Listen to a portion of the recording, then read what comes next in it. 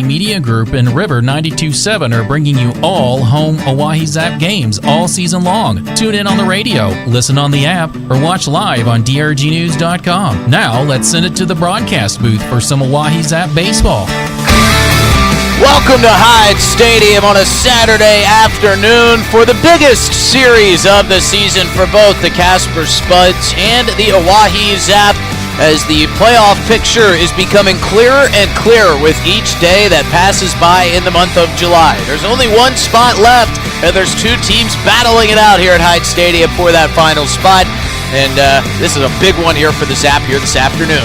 Hello, everybody. I'm Justin Cowart alongside Dylan Beach up here at Hyde Stadium's broadcast booth overlooking a perfectly manicured diamond on a gorgeous day with some wispy clouds hanging over top, blue skies behind it, where we are less than 10 minutes away from first pitch of Game 2 of this crucial four-game series between two teams battling it out for that one seed in the ILB, that second spot in the postseason.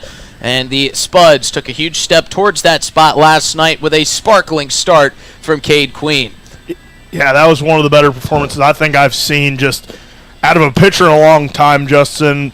If it wasn't for the pitch count rules, I found out afterwards that you can't start an at-bat over 110 pitches. I think they might have let him go for the ninth inning. It's good for the Zap that they'll never know the answer to that question, because Cade Queen had his way with this team last night. He was just dicing and slicing and finding his way all throughout the strike zone. He went 8 innings. As Dylan mentioned, he went over 100 pitches. It was one of the first times we saw that at Hyde Stadium all season long, and he got the win for his team. They didn't really help him out with much run support, and that was because Jake Fuller had an outstanding night on the mound for the Zap, but the Zap couldn't help him with any runs. The Cade Queen start went about 5 2/3 innings, it felt like, of no-hit baseball until Nick Golden delivered a double into right center field. But that was really the only highlight for the Zap last night. Cade Queen was fantastic, and the Zap fall behind in the series 0-1. This is a very crucial game today. It's not a must-win. It's not if you lose, you go home, or the season's over, that playoff spot is waved goodbye. But you certainly put yourself behind the 8 ball if you get down 0-2 to this series, which at the worst-case scenario, you have to split. Yeah, it's the most important series of the year, and last night between that pitcher's duel was very interesting because rarely you see a pitcher go 100 pitches, but last night we saw both of them go 100 pitches, so both of these teams really understand the importance of getting a good outing out of their starter, and I mean, it's a crucial series. You've got to at least split this, or your playoff hopes are going to be looking pretty grim. And they will look up to Mr. Josh Porter here this afternoon, as he will face off against Justin Estrada. And this is an important start for Josh Porter. We haven't seen him here at Hyde Stadium in a little while, but the Zap are going to count on him to try to get them back in this series. And what can we expect out of him this afternoon? Yeah, and he's been out of the bullpen a lot here lately. I haven't seen him make a start in a while for the Zap. The last time we saw him, though, was in that Easton Pratt game where the two of them combined for like 17 strikeouts, and Josh Porter struck out the first 5 batters. So I expect him to look really sharp through the first time of the lineup. I think if he's looking really good there, if he can really attack through that second time through the order, he could really set himself up for a good day. Well, we're going to step away. We're going to take a quick break. When we come back, we will have the national anthem for you, sung by a familiar voice. We'll introduce you to starting lineups, and we'll get this thing underway. We're here at Hyde Stadium, moments away from first pitch for the Spuds and the Zap. The summer is here, and you know what that means. The Oahe Zap are back, and we at DRG Media Group are bringing you coverage of every Zap home game all summer long. You can hear all the home Zap games on River 92.7, or you can watch them live on drgnews.com at the River 92.7 station page. The Zap are offering you fans something new every single night. So get out to Hyde Stadium for some Zap baseball this summer. Purchase your tickets on oahezap.com or buy them at the box office. If you can't make it to the game, we've got you covered on River 92.7 Oahe Zap Baseball, brought to you by DRG Media Group.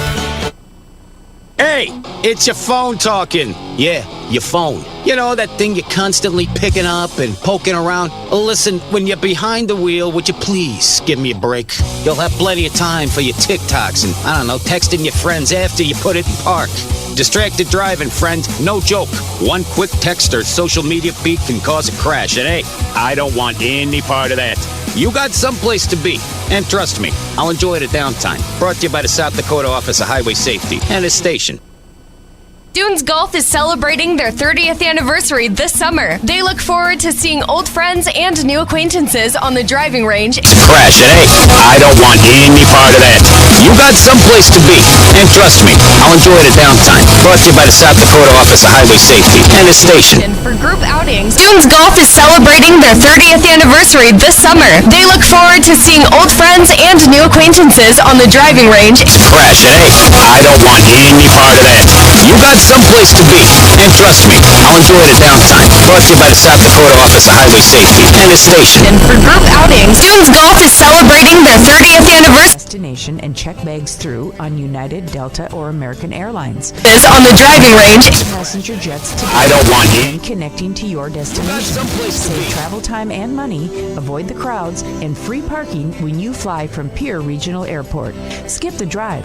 Fly from Pierre Regional Airport. Looking for happenings in Central South Dakota? The Pierre Area Chamber of Commerce Community Calendar.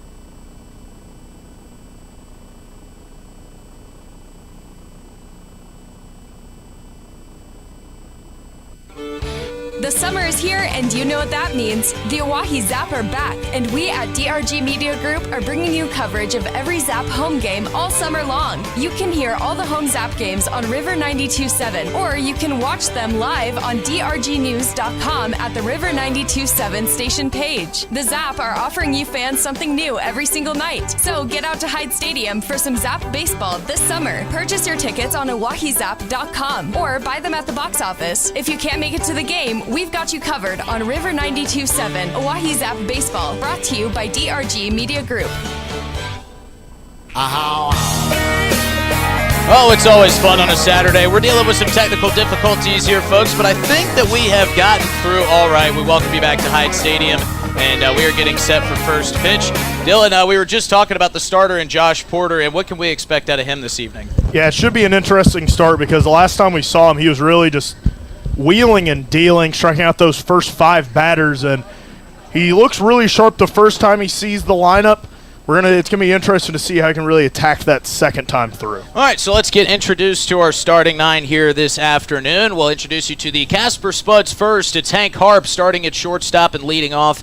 Matt Marsick out in center field hitting second. Cody Clausius will be DHing and batting third. And it'll be Stone Vasic, a familiar face we saw the last time Casper was here, catching behind the dish today, batting cleanup. Caden Wilcox will be at second base. Sean Glatz will be batting sixth and playing in left field. Jack Opine will be playing third base. And batting seventh, Cale McCarville will be playing first and hitting eighth, and Cannon Billingsley will be playing ninth out in right field. I'll let Dylan introduce you to the Oahe Zap starting lineup and their front 9, including their front 9, their starting 9. Still got golf on the brain, and then we'll get to the national anthem.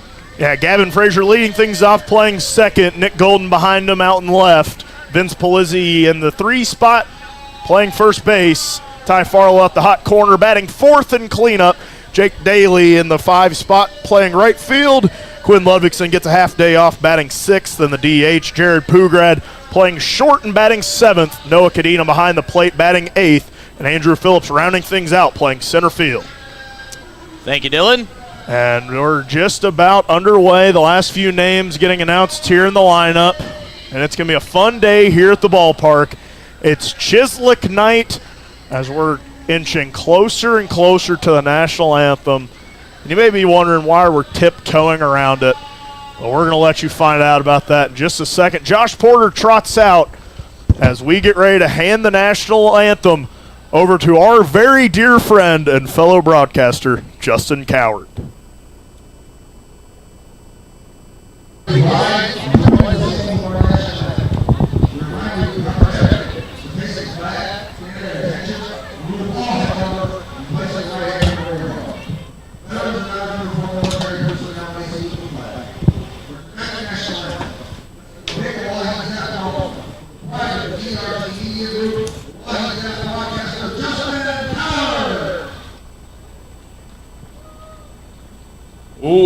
Oh, say can you see by the dawn's early light what so proudly we hailed at the twilight's last gleaming, whose broad stripes and bright stars through the perilous fight o'er the ramparts we watched were so gallantly streaming, and the rocket's red glare, the bombs bursting in air, gave proof through the night that our flag was still there.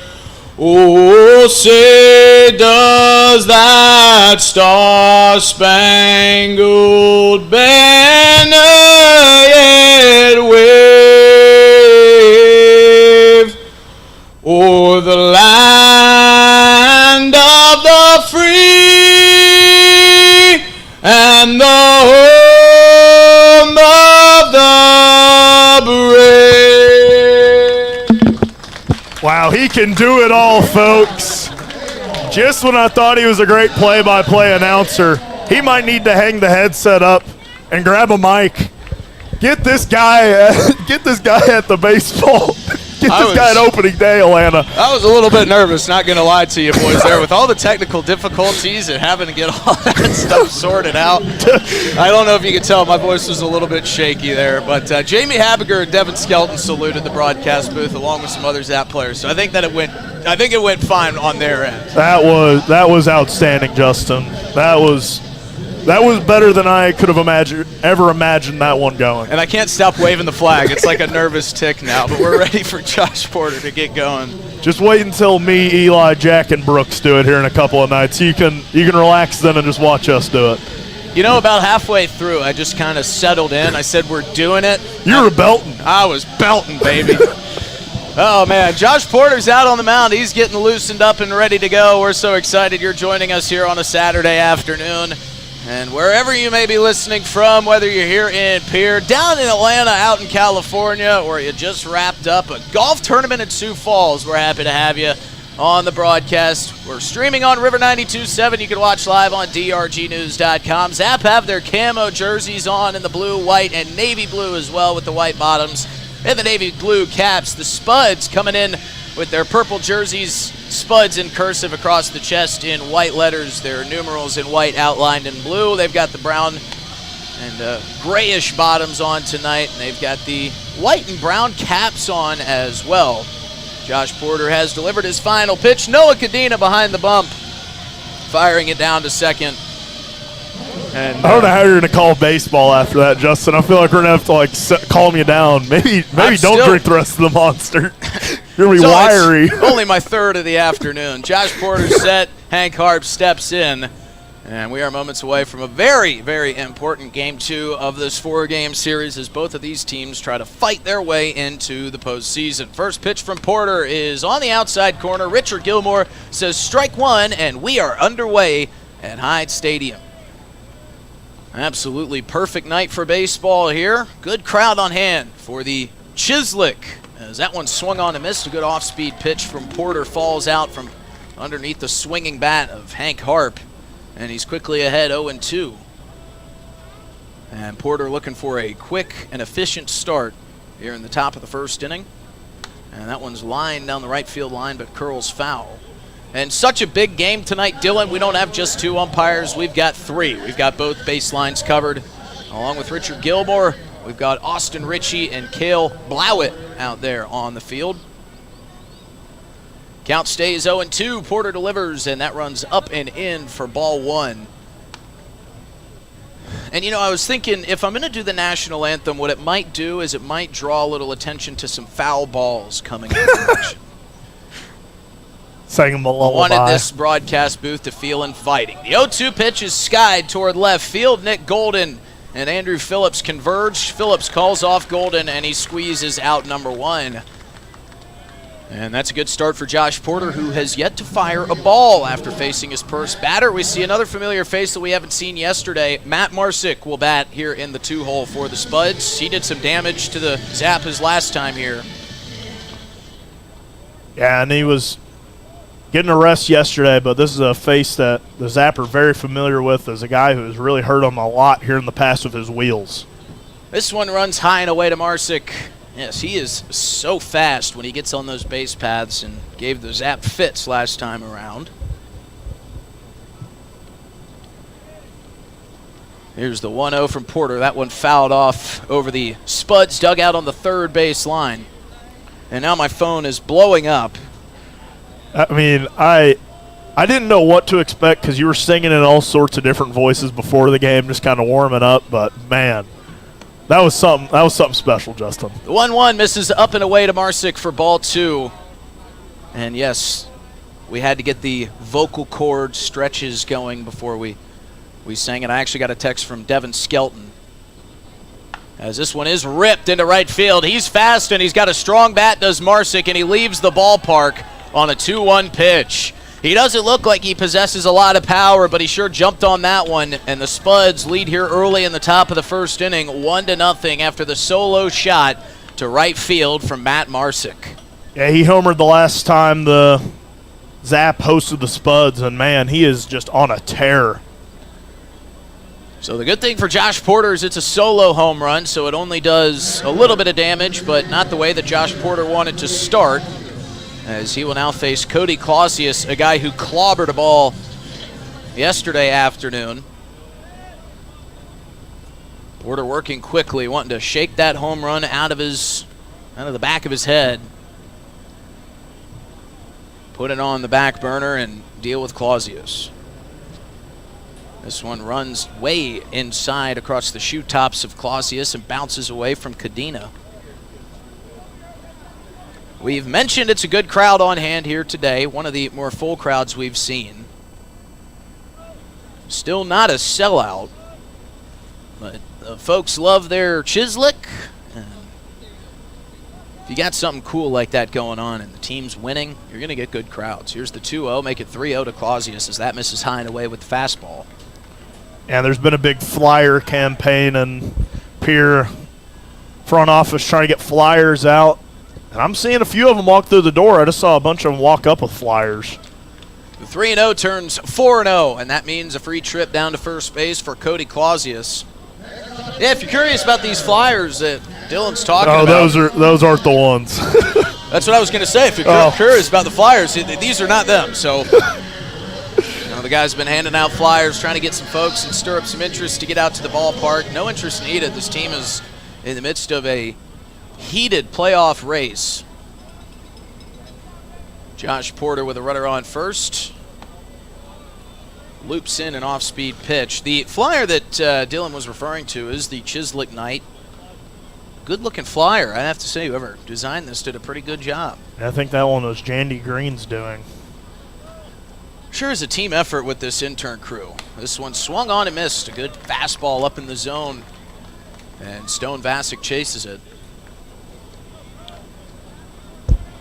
You know, the other thing I'm noticing is there's a lot of Chislik merchandise being worn. Hats, jerseys, shirts. A couple of Chislik shirts up here in the booth today. Porter comes set with the 1-1 to Vasic. That misses high for ball 2. And it still feels like maybe Porter's a little bit rattled from that Matt Marsick solo home run. Yeah, and he's got to bring it back in here. I mean, can't let one swing define your outing. And you're only trailing 1-0. You don't want to let it get any worse than that.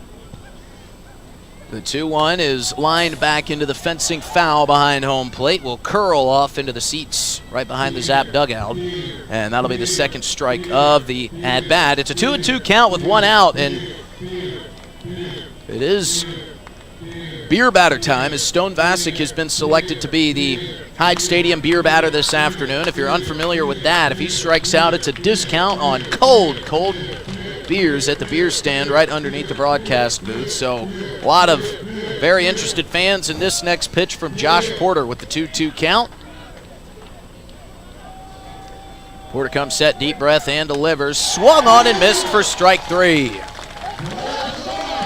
So now we get to see the strikeout, and following the strikeout, we get to see the mass congregation flow towards the beer cooler.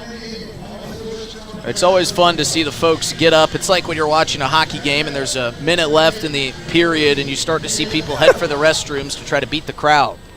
Well, that's what happens when the beer batter strikes out. 2 outs here for Josh Porter, and his first pitch to Caden Wilcox is belted deep to left field, and that one is gone. Caden Wilcox has left the yard this time to left center field, and it's 2 home runs for the Casper Spuds in the top of the first. The first one was a solo shot. This one, a 2-run shot for Caden Wilcox, and the Spuds lead 3-0. Yeah, Kafka-esque nightmare start here for the Zap today. That is very unlike the Zap starting rotation to give up not 1, but 2 home runs in their first couple innings of work. We have rarely seen that out of starters. Yeah. Even in like just a full game, it feels like not a lot of multiple home run games, let alone an inning. First pitch to Sean Glatz, fouled off to the left side. Well, if you were with us yesterday, we told you that the Spuds took an elongated batting practice session. Glatz couldn't hold up his swing. That's strike 2. They spent just about all of the allotted time that they were allowed out on the diamond, hitting off of tees, working on other hitting techniques as the 0-1. Well, it's now 0-2 after the check swing, but that one fouled off. And it was even kind of holding up the interns from getting a couple of their duties done before the game started.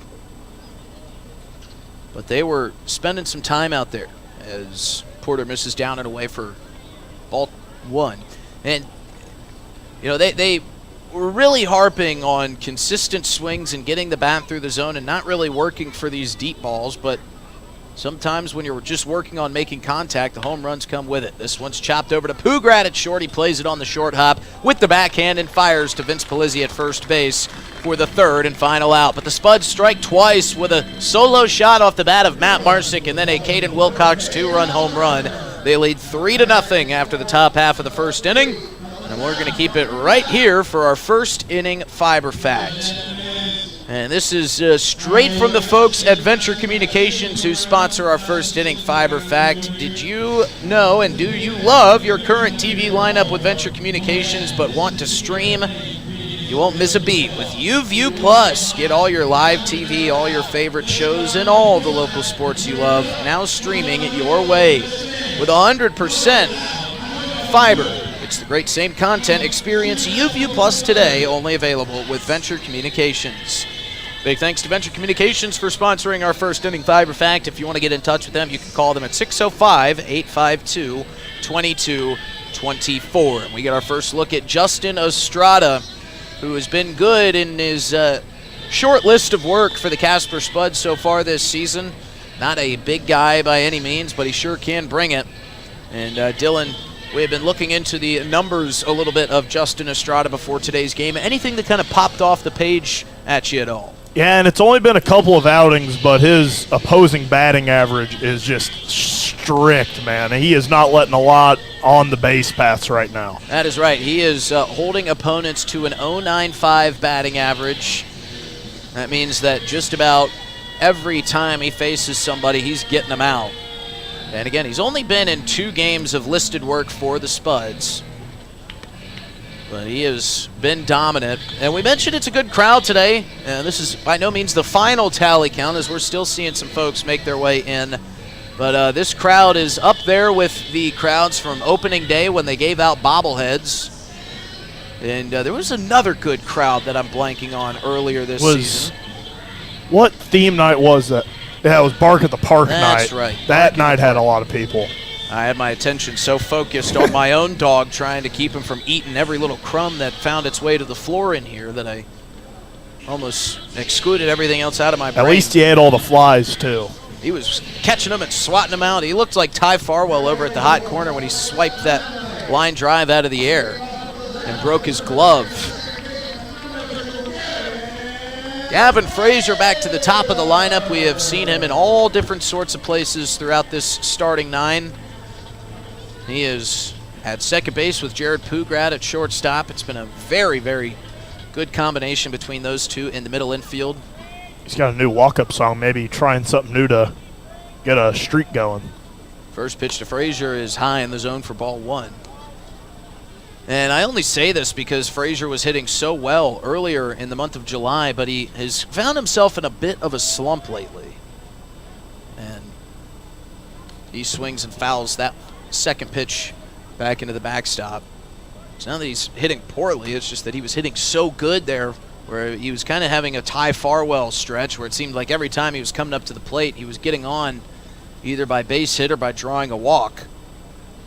But his bat has cooled down just a little bit, wanting to get it back going again. And you know how superstitious baseball players are. They'll try just about anything. That one misses off the plate for ball 2. And that includes changing your walk-up song. Love to know if we might have to ask Wyatt Gladue if he's got any superstitions that he likes to practice. Here's the 2-1 to Frazier. That one in there for strike 2. Just catches the bottom part of the zone. As we will have Wyatt Gladue up on the Cat's broadcast. out of the bag. Oh, was that supposed to be a surprise? No, I was just. That's the first we've let him know. Did we pull a Katie Acosta? Here's the 2-2 to Frazier. That one sent the other way to the second baseman. Caden Wilcox has got it. He fires and retires Gavin Frazier for the first out of the inning. Well, it's called a cliffhanger, Dylan. We want to give the folks something to stick around for. Something to look forward to. And, I mean, Wyatt Gladue is certainly something to look forward to. That is must-see TV. 3 words for you. Wyatt Gladue, must-see TV. Oh, a great NBA on TNT with Charles Barkley reference there. 1 out for Nick Golden as he takes a strike on the outside corner, says Richard Gilmore.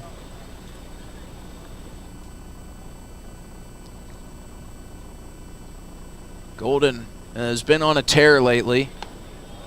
And he wears one on the inside corner. What else is new?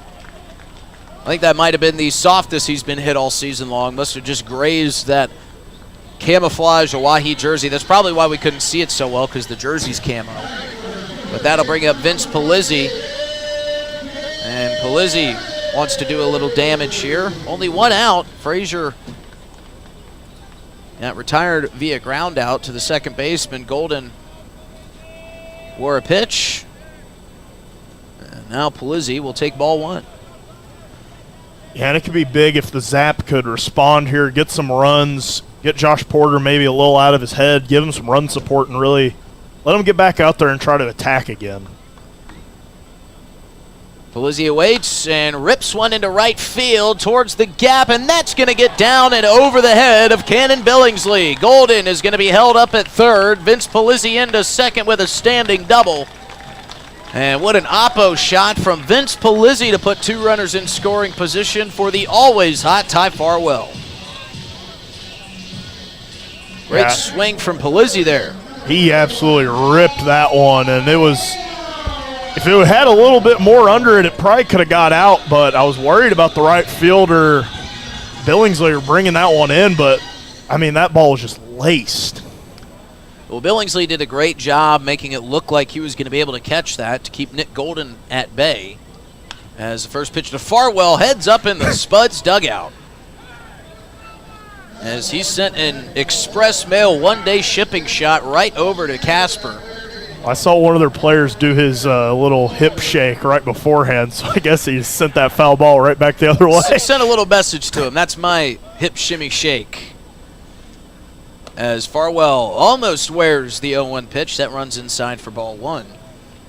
And it looked like a sack of potatoes hitting the ground as that ball came flying in towards the Spuds dugout, as they all just dropped out of the way.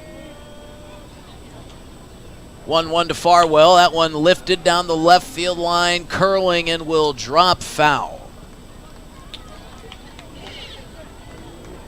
So Farwell exploring that opposite side part of the field as a left-hander. It's that left field area.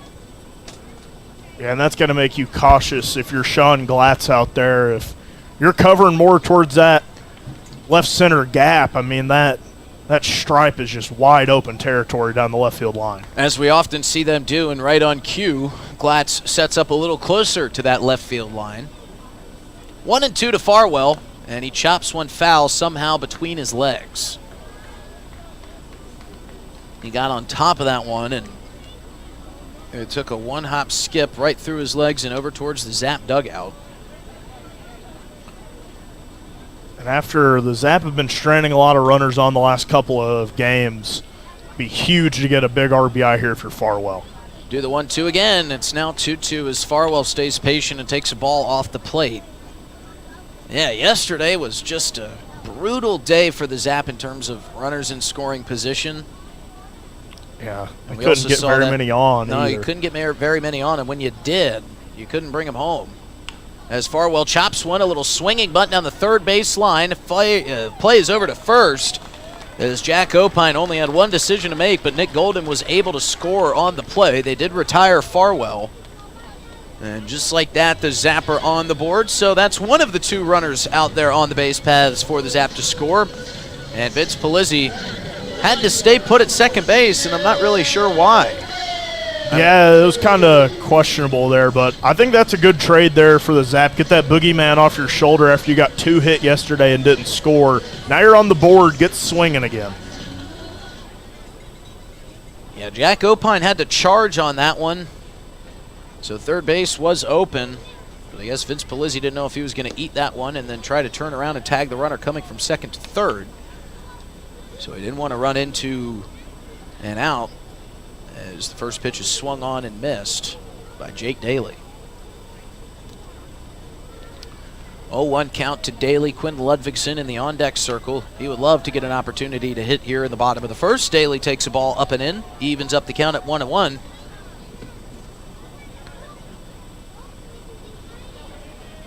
You know, we had been waiting to see a crowd like this with as many weeknight games as we've had and then the poor weather coming through. As Daly goes opposite side, that one's going to bounce through the wick of Caden Wilcox, and Vince Palizzi is going to be held up at third.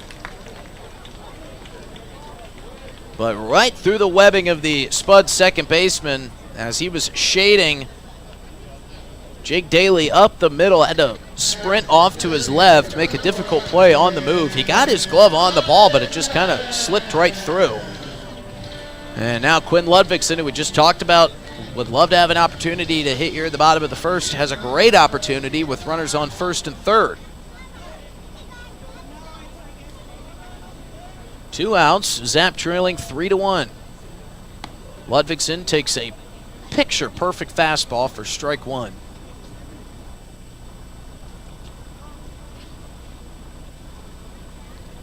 And you know the Zap would love to deliver this big crowd a exciting game with a W on the back end of it as Ludvigsen fouls off the 0-1 to make it 0-2.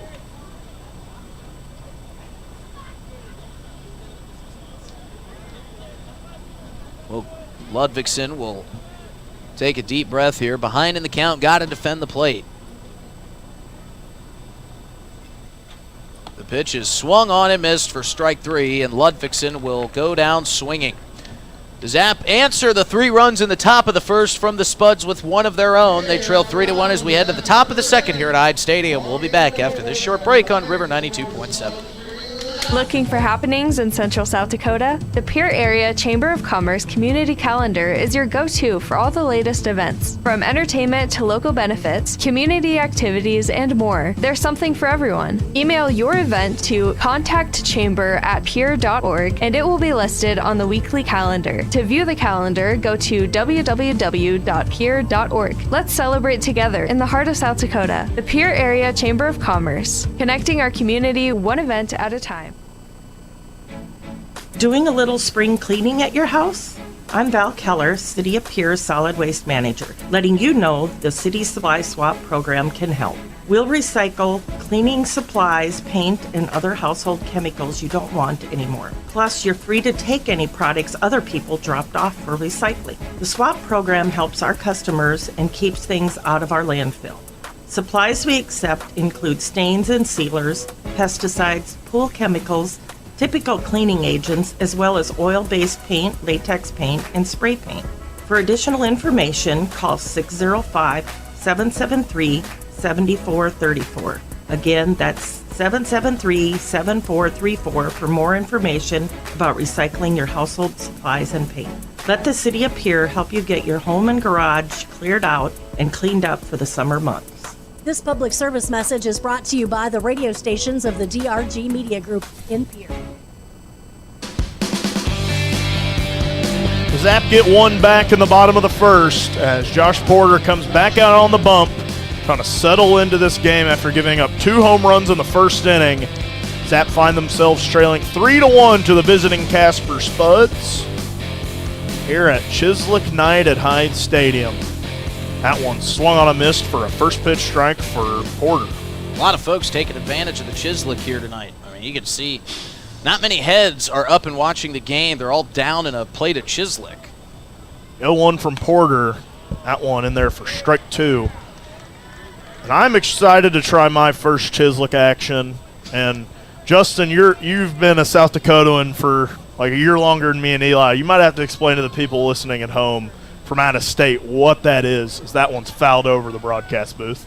Well, it's deep-fried steak, but some will tell you that real true Chislic is actually deep-fried lamb, I believe.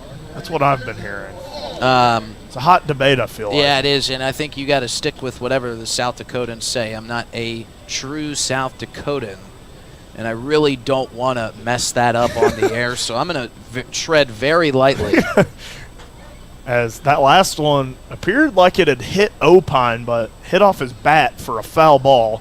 As he goes down looking on a low off-speed strike from Josh Porter. As Noah Cadena tried to fling it around the diamond and overshot the 6'5" Ty Farwell at third. Yeah, and good for Jared Pugrad because he got that back in. He's like, we don't deserve to throw it around the rest of the diamond. If we can't even get it from catcher to third base, we're just gonna end this right now. But a great pitch from Porter and a good start to this inning. He's got to settle in here after giving up the 2 home runs in the first. And you have to keep this Spuds team at bay, give your offense a chance to climb back in this one. That one fired in there for a first pitch ball. And after last night's pitcher's duel, in which the Zap didn't score and the Spuds only put up 3, as that one's grounded softly. Pugrad fields, fires, but that one going to get over the head of Polizzi. I'm going to stay in play. Cadena covering nicely. It was grounded towards that gap between third and shortstop. Farwell dove for it, and Pugrad backed it up, but it was going to be just about an impossible play to be able to throw out the fast runner, Cale McCarville, at first. Yeah, if Farwell got to that one, he probably wouldn't have been able to make the play because he was going to have to dive to get it, and then by the time he would get up into a throwing position, McCarville would have been at first. Then it got by him, but the guy who actually stopped it, Jared Pugrad, by the time that he was able to get his feet planted, McCarville was only a couple steps away. So McCarville placed that one perfectly on the left side of the infield. Billingsley now to the plate. Should say Cannon Billingsley because there's 2 of them. Cannon, the only Billingsley brother in the lineup today, as he watches strike 1. But after last night's pitcher's duel, Spuds only had 3 runs total in that game. They have 3 in the first, and the Zap have already outscored themselves from last night and have as many hits as they did yesterday. So a very different ball game shaping up. Porter missing there for ball 1. And if you've been following this Zap offense and what they've done the last couple weeks, then you know how good Cade Queen was last night. Just about the best start we have seen as Zap broadcasters this year. The 1-1 from Porter swung foul over the glove of Cadena as Cale McCarville was trying to swipe second, but will be told he has to come back.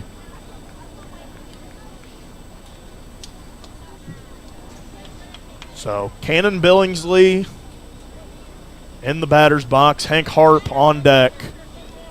1 away, a runner on first. Porter checks on him over there at first. A close play, but back safe, sliding. So just nasty, nasty day here at Hyde Stadium last night. And then it really turned into a beautiful sunset, but that wasn't until the last couple innings of the game. But it is a picture-perfect night here as Porter misses high and outside. Count runs even at 2 apiece. Yeah, I was getting worried yesterday afternoon that we weren't even going to be able to get last night's game in. Of course, they pushed it back an hour on the start time. As the 2-2 here to Cannon Billingsley. will be, after that failed pickoff move, over to first base.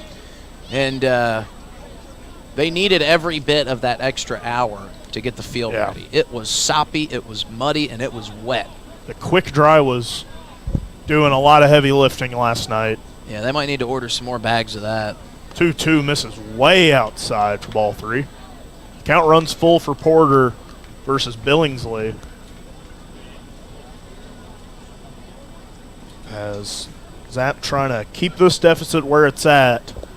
Had a chance to score one on a base hit from Jake Daly, but it just wasn't deep enough to score Polizzi from second, as that one misses way off the plate for a full count walk to Cannon Billingsley. Yeah, he just missed in that spot 3 straight pitches in a row. I thought the first time he missed out there, they were going to try to do a pitch out with the 1-2 count. And then the second one, I said, okay, another pitch out. That's a little interesting. But then 3 times in a row, I'm wondering if Porter is just missing spots. Comes set, off speed, drops in for strike 1. So now runners on first and second, 1 away.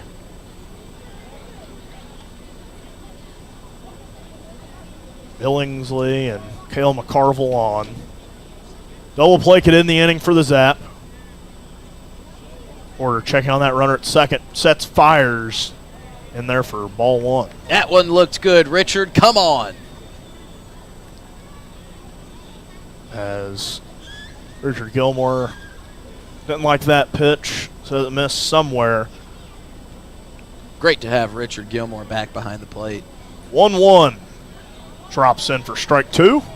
One of the more seasoned umpires that we get coming through Hyde Stadium, and always fun to talk to. Whether he's behind the dish or out in the field, love having Richard here. He's a true vet in the umpiring game. Yeah, and he also tells you something that you never knew about the game of baseball. 1-2, drops low for ball 2. Richard Gilmore has been almost like a teacher to a lot of these young umpires that we have seen this year, really trying to work with them on their zones, keeping it tight, and a valuable tool for this league to have in Richard Gilmore. That one's fouled high over the broadcast booth. A couple feet lower, that might have hit the window. I don't think these are bulletproof. Yeah, That's why I keep it open. In case we get a sharply lined one like that. Correct. If there's one thing that Gilmore probably shouldn't teach umpires, it's how long that in one between misses for ball 3. pitch delivered and call itself, because he sure does take a while, but he's a great umpire, and we enjoy having him around. He's so much fun to talk to. Yeah, he is one of a kind. As that one chopped back towards first base, Polizzi, the only play is going to be a tag, as the runner still trying to get to first base, and he will be tagged out. He ran around the tag and then missed the base, and on his crawl back, Polizzi tagged him, and he's asking the ump, he's like, he can't do that, right? Well, you kind of create your own. You kind of create your own baseline, and you know that there was nothing wrong with. Polizzi was confused by it. What Hart did there. Polizzi went and talked to the first base umpire, Cale Blowett, and was kind of pointing at him like, what just happened there? Yeah, and Blowett didn't really offer him any words of advice. Yo-oh to Marsick, chopped towards Frazier, fielded cleanly, fired to Polizzi in time. So Josh Porter gets out of a big jam there. The Zaps still trail 3-1. We'll see if they can respond here in the bottom of the second here on River 92.7 in the Oahe Zap YouTube. Thinking of travel? Pierre Regional Airport offers non-stop flights to Denver. Starting August 1st, book your destination at United.com. With United Mileage Plus, you can save more by earning miles when you fly from Pierre Regional Airport. 1-hour flights to Denver and the world beyond. Avoid the crowds, avoid the drive, and enjoy free parking when you fly from Pierre Regional Airport. United Airlines in Pierre starting August 1st. Skip the drive. Fly from Pierre. We're good at making excuses for things we don't want to do. I can't work late because my cat has a job interview. Unfortunately, we're also good at making excuses for things we shouldn't do, like driving drunk. There's nothing on the back roads but cows. The truth is, there's no good reason to drink and drive. Not even if you stick to the back roads. If you drink, don't drive. No excuses. Brought to you by the South Dakota Office of Highway Safety, South Dakota Broadcasters Association, and this station. If you're interested in becoming a valued sponsor of an Oahe Zap broadcast, you can contact us for more information at sports@dakotaradiogroup.com or call us at 605-224-8686. Hey Zap baseball fans, it's Justin Cowart. If you're interested in a podcast that's sports and only sports, you need to check out Players Perspective. I have athletes and coaches from the South Dakota area and across the country, from the high school all the way up to the professional level. Come on and tell stories of their biggest and best moments of their athletic careers. If it's sports, you bet we cover it on Players Perspective Podcast, sponsored by Avera. You can find it wherever you find podcasts by searching DRG Media Group or on drgnews.com. Now, back to myself and Dylan Beach in the broadcast booth for some more Zap Baseball. A jam-packed crowd here at Heinz Stadium watches Jared Pugrad step into the batter's box. It's a 7-8-9 due-up for the Oahe Zap. Pugrad, Cadena, and Phillips as they try to knock things up here in front of one of the biggest home crowds we've seen this year. Pugrad, that one started and ended quickly into the gap. He's heading for two. We'll see if he tests out three. Marsick finally getting to it, and Pugrad will be in standing with a leadoff double. What a swing by Pugrad. He has always loved jumping on that first pitch or getting on a pitch early in an at-bat, and that's how you start off the bottom of the second inning. If you're Jared Pugrad, get out in front of one early, put it into the gap, and show off your speed. Yeah, he has been a great addition to this Zap team, a guy that you wish would have been with you for that entire first half, because absolutely, you might have been sitting well above 500 if you have a guy like Jared Pugrad in the lineup. He has been simply stellar for this team. And we talk about it a lot, but with as many times Cadena shows bunt, fouls that one into the netting. With as many times as he's been robbed on base hits by great plays in the outfield or great plays by the middle infield, stealing some of those hits, he could be hitting up in the 400s, maybe even close to 500. There was no getting to that one. That one, you'd have been sitting in the gap to be anywhere close to that one. That one was driven into the deepest part of the ballpark.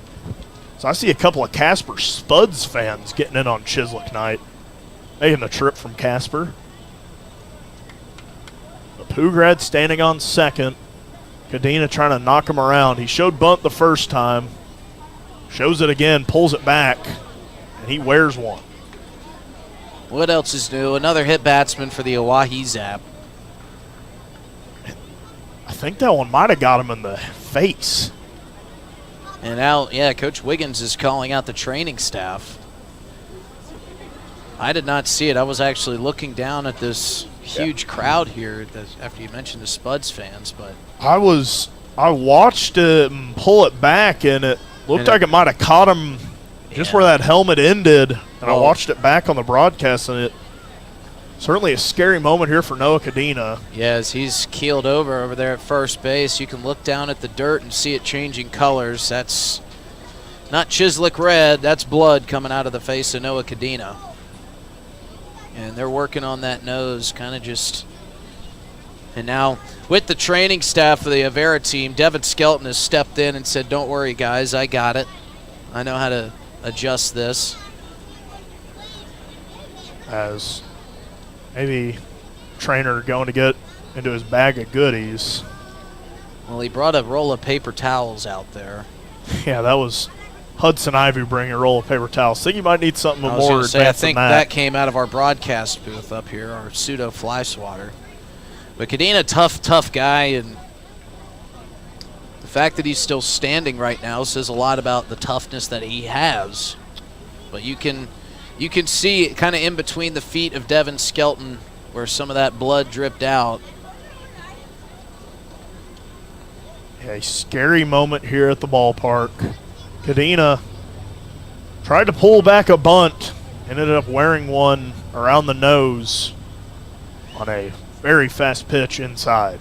And, from what it looks like right now, it seems like he's just trying to get the bleeding to stop. Yeah. It's not as if there's a crucial injury there, which is great news. Feels like a bloody nose, maybe, but of course you can never speculate once a guy wears one off the face like that. We've seen some horrific injuries that have taken a long time to recover up in the major leagues when guys have been hit in the face with pitches or foul balls.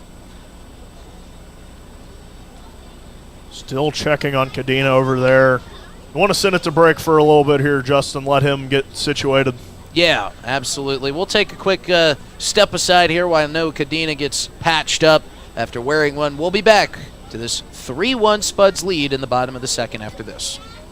Hey, it's your phone talking. Yeah, your phone. You know, that thing you're constantly picking up and poking around. Listen, when you're behind the wheel, would you please give me a break? You'll have plenty of time for your TikToks and, texting your friends after you put it in park. Distracted driving, friend, no joke. One quick text or social media feed can cause a crash, and hey, I don't want any part of that. You got someplace to be, and trust me, I'll enjoy the downtime. Brought to you by the South Dakota Office of Highway Safety and its station. Dunes Golf is celebrating their 30th anniversary this summer. They look forward to seeing old friends and new acquaintances on the driving range and on the course throughout the summer. Play 9 or 18 holes, pay by the round, save with a punch card, or become a member for unlimited play. Dunes Golf is a great location for group outings or a summer play day. Call 605-223-2525 or see golfdunes.com. Just 1 mile north of Fort Pierre on Highway 1806. Dunes Golf. So Noah Cadena has made his way back to the Zap dugout. Estevan Baca has grabbed a helmet. He's going to sub in for Cadena while he gets checked out, but good to see him walk off under his own power, Dylan. Yeah, and a scary, scary moment there. We're glad to see him walk off, and our thoughts are with you, Noah, as we hope it's nothing too serious. Zap with runners on first and second. In true Noah Cadena fashion, he got hit in the face in the batter's box, but had to make sure he got down to touch first base before he wanted to get tended to. Love that about Noah Cadena, just tough as nails, total team guy, always willing to step up and do whatever's needed, like he did when he went and joined the Bison for 2 games. A tough competitor, Noah Cadena. Phillips shows bunt, pulls it back for ball 1. So Estevan Baca will enter the pinch run for Noah Cadena. See if who will come in to catch. Mason Lang's on the bench today, as that would probably be a likely candidate, or you can move Farwell behind the plate from third. The 1-0 to Phillips, shows bunt again, puts down one. Good bunt there. Everybody's going to be safe. A masterful bunt from Andrew Phillips. Man, you couldn't have put that in a better spot if you're Andrew Phillips. And I think a lot of times teams are a little bit they underestimate his speed, because what we saw Justin Estrada do there was turn initially to third base to see if he could get Pugrad, because I think he thought, well, maybe I'll get the play at third, but if not, I can still throw it down to first and get Phillips out. When he turned to throw it to Phillips, or to throw it down to get Phillips out, he didn't realize it until Phillips was touching the bag. Frazier, first pitch, Baltimore chop. The play at the plate will be there, but Frazier will reach to first in time. So Pugrad's out at the plate, but still bases loaded, 1 away here for the Zap. Yeah, tough break there for Gavin Frazier. Doing exactly what you're supposed to do in this situation with nobody out. Put the ball in play. The last thing you want to do with bases loaded. And now we're going to have a meeting between our 3 umpires, Richard Gilmore, Austin Ritchie, and Kill. Allow it.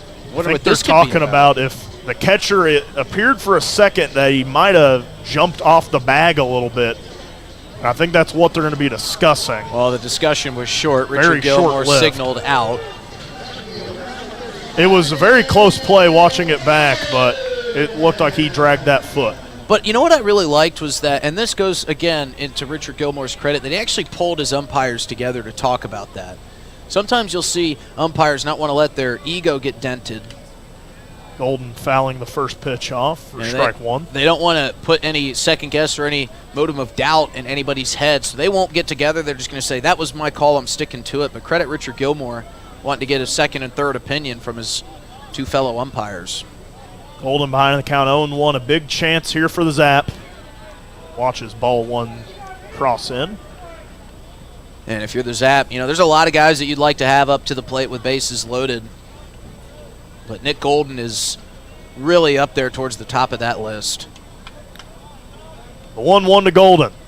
Off the plate for ball two. And then I think maybe the guy at the top of the list in the on-deck circle, and Vince Polizzi. Yeah, he hasn't really been swinging the hottest bat out of this Zap lineup because you've got guys like Farwell and Golden. But we've seen him leave the park a couple times here at Hyde Stadium with bases juiced. Golden, a late time there. Or I can't even say late time because we've seen some really late ones this year. That one seems like a perfectly appropriate place to call time. Compared to the other ones, yeah. That was early. 2-1 to Nick Golden. Drops in for strike two. And that'll add that to the list of things I want to ask Wyatt Gladue about. Yeah. Because he was one of those pitchers that was out on the mound about to throw it. Yeah, when he was essentially about to release the ball. Golden, the 2-2 offering. Swung through and missed. Zap had bases loaded, nobody away, and now 2 outs. Polizzi to the plate. Need a big hit here. Could not afford to leave these bases loaded. Again, bases loaded, had nobody out. We've seen it in losses for the Zap when they have had these situations, golden opportunities, and they couldn't come through. You just simply can't afford to have that here. Polizzi swinging through that one low for strike one. We saw it in that first game of the Hastings Sodbusters doubleheader. Zap stranding 8 runners, 6 in scoring position in just the first 3 innings. And a losing effort. Polizzi grounds that one sharply to shortstop. Throwing across the diamond. Polizzi legging it out. In there, safe. Polizzi not the fastest guy in the world, but he was chugging with all his heart, beating it out by a step. Oh, that was bang, bang, and Vince Polizzi just barely gets there in time. And Jack Opine, he had the opportunity, if he wanted to, if he fielded that cleanly, to just go step on third, but that goes back to the speed of Andrew Phillips on the base paths. He didn't give Opine that opportunity when Opine bobbled it. His only play was to try to throw Polizzi out at first, and Polizzi, like he said, was flying. 2 outs, bases still loaded for Farwell. He watches that one miss for ball one. So Baca scores. Just a 1-run ball game. The Zap trail 3-2. The Casper Spuds. Estrada agrees on a pitch. This crowd getting behind Farwell with the clap chant. 1-0. Drops low for ball two. You'd love a couple of walks if you were a Zap hitter right now. Yeah, something that Estrada doesn't do often is award free bases. He's been pretty good about that, but he also doesn't award and offer many hits. Zap getting to him here. The 2-0 runs inside for ball three. And now here's the golden question. 3-0 count. One of your best hitters at the plate with bases loaded and 2 outs. I feel like I don't know. It is a big playoff game which could decide your future. We'll see if they give him the green light. He watches strike one on the edge of the zone there for Farwell. Maybe not the one he wanted to see. He had that green light. Still in the driver's seat. Farwell doesn't necessarily want that pitch really in with his long arms. He likes to stretch out, get some over the plate. 3-1. In there for strike two. Crowd not a fan of that one. No, they are not. They're letting Richard Gilmore hear about it. But still, if you're Farwell, you got to protect here. If it's anywhere around the zone, give it a swing, try to foul it off, stay alive. 2 outs, bases loaded for Ty Farwell. Awaiting the offering. Swings, drills that one to center field. Marsick brings it in, though. A well-struck ball. The only issue, it was lined right to Marsick.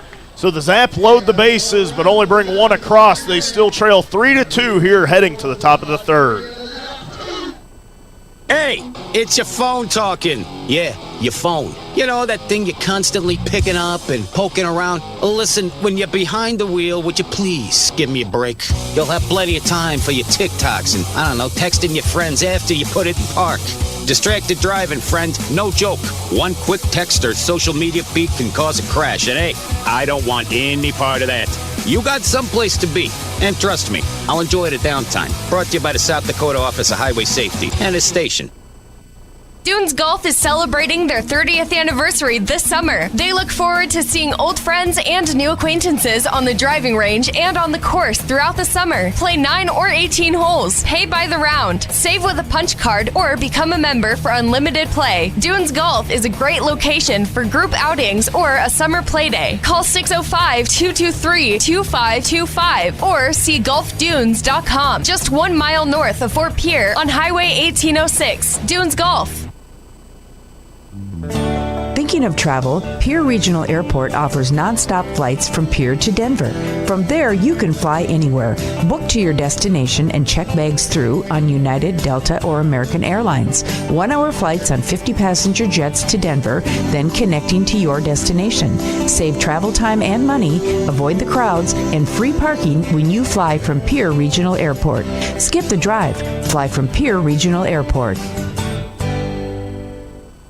Looking for happenings in Central South Dakota? The Pierre Area Chamber of Commerce Community Calendar is your go-to for all the latest events. From entertainment to local benefits, community activities, and more, there's something for everyone. Email your event to contactchamber@pierre.org and it will be listed on the weekly calendar. To view the calendar, go to www.pierre.org. Let's celebrate together. Back here at Hyde Stadium in the top of the third inning as Josh Porter back out on the bump for the Zap delivers a first pitch strike to start off Cody Clausius as this one falls in there for strike two. Great curling pitch from Josh Porter, and we saw Esteban Baca picking out a fan from the crowd, and he picked the wrong one as this one's chopped back into the belt of Clausius on the 0-2 count, stays alive. Esteban chose Colton, who runs for the Pierre Wildcats Special Olympics team, and Colton was one of the 4 members that brought home gold from the state tournament in the track and field events. As this one misses high and away for ball 1. And Colton can fly, and I don't know if Esteban Baca knew that about young Colton before he chose him to try to beat the Zap. As the 1-2 pitch is called, strike 3. Clausius goes down looking, a great fastball from Josh Porter on the inside corner. Rings up Clausius. It's the first out of the inning. And if you're unfamiliar with what we're talking about with Beat the Zap, it's the game where the contestant gets about a, 70, 50-yard start or so. Something like that. It kind of varies on the runners. Gets a head start, and then the supposedly faster runner tries to make up that ground. But not today on Colton from the Pierre Wildcats. And he's making the rounds, tipping his cap to all the fans that saw him just leg out in front of Esteban Baca. Stone Vasic up to the plate now, takes ball 1. Now takes strike 1 on the inside corner. And Josh Porter needing to settle in after that rough top half of the first inning, which he gave up 2 home runs, equaling 3 runs. It was a solo shot from Matt Marsick, as this one is called strike 2 on the inside corner. And then Caden Wilcox with a runner on hit a home run out to left field. And they've given him some good run support here. You'd like to be leading after those innings you've had, but still you're right in this ball game, and the way you're swinging it, you got to be feeling good. Vasic, the beer batter, again here tonight. He struck out his first time around. Let's see if he can give the fans some more savings. He's behind 1-2. The pitch from Porter is ripped and just over the outstretched glove of Gavin Frazier at second base. Frazier looks like the Jumpman logo trying to get to that one, as he just barely couldn't get high enough. And Stone Vasic says, take that for your beer savings. I don't know how he jumped like that. He was even more extended than the Jumpman. It was crazy. He about had his legs like a gymnast. They're about even. Perfectly parallel is what you're saying with the ground. First pitch from Porter in there for strike one to Caden Wilcox. And we'll got to be careful with Wilcox, especially with a runner on, but let's see if Josh Porter can get a ground ball out of him. Here's the 0-1, chopped foul for strike two, and he's quickly ahead in the count. Yeah, you'd love to get that ghost off your shoulder. You're already retired Marsick in his second time up now. Go attack the other guy who did the damage to you and get that off your shoulder. Here's the 0-2, just a bit high to make it a 1-2 count. Be big if you could get a double play here or strikeout, get your hot bats back up to the plate, see if they can take the lead for you. This one ripped towards Frazier, and that's just going to get by him into right field. Frazier was shading up the middle with the possibility of a double play. So it'll be another base hit for Wilcox. He's got a home run and a single. Yeah, and he was sitting on that off-speed pitch all the way. So Sean Glatz will be the hitter here for the Spuds with runners on first and second, just the one out.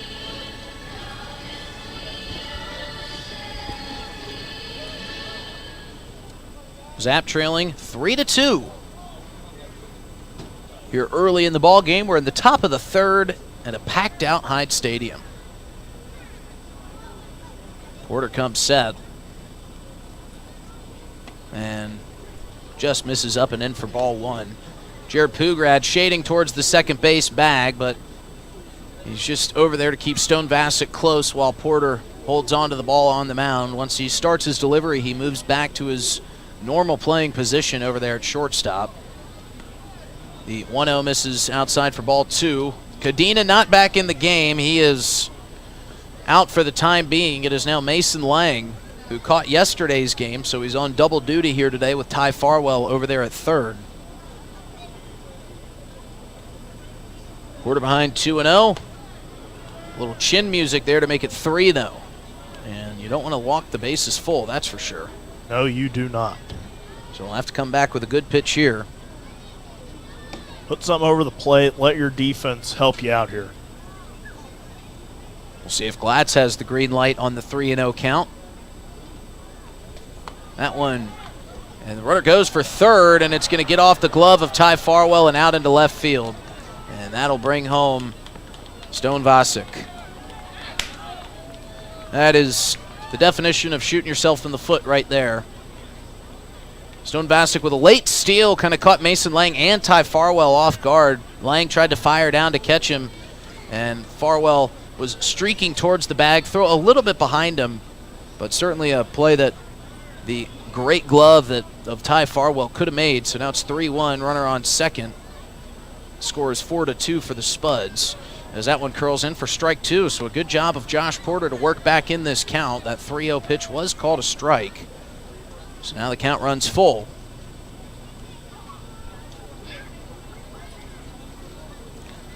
And now Porter comes set for the payoff pitch. Check swing in there for strike three. Great pitch from Josh Porter. Sean Glatz couldn't believe it, but it looked pretty good from up here. It's the second out of the inning. I'm not sure how much he realized that one caught the zone. I think he was really kind of contemplating about the check swing, and maybe that more so what he was being frustrated about, but that one looked pretty good. Yeah, I'm not sure if he thought that Richard Gilmore rung him up on the check swing. As the first pitch to Opine fouled back our way. And that is going to land right next to a fan who had no idea that it was coming. They're not ready like you, Justin. No, I'm always ready. I'll go over this threshold if I have to get that foul ball with these home games dwindling away.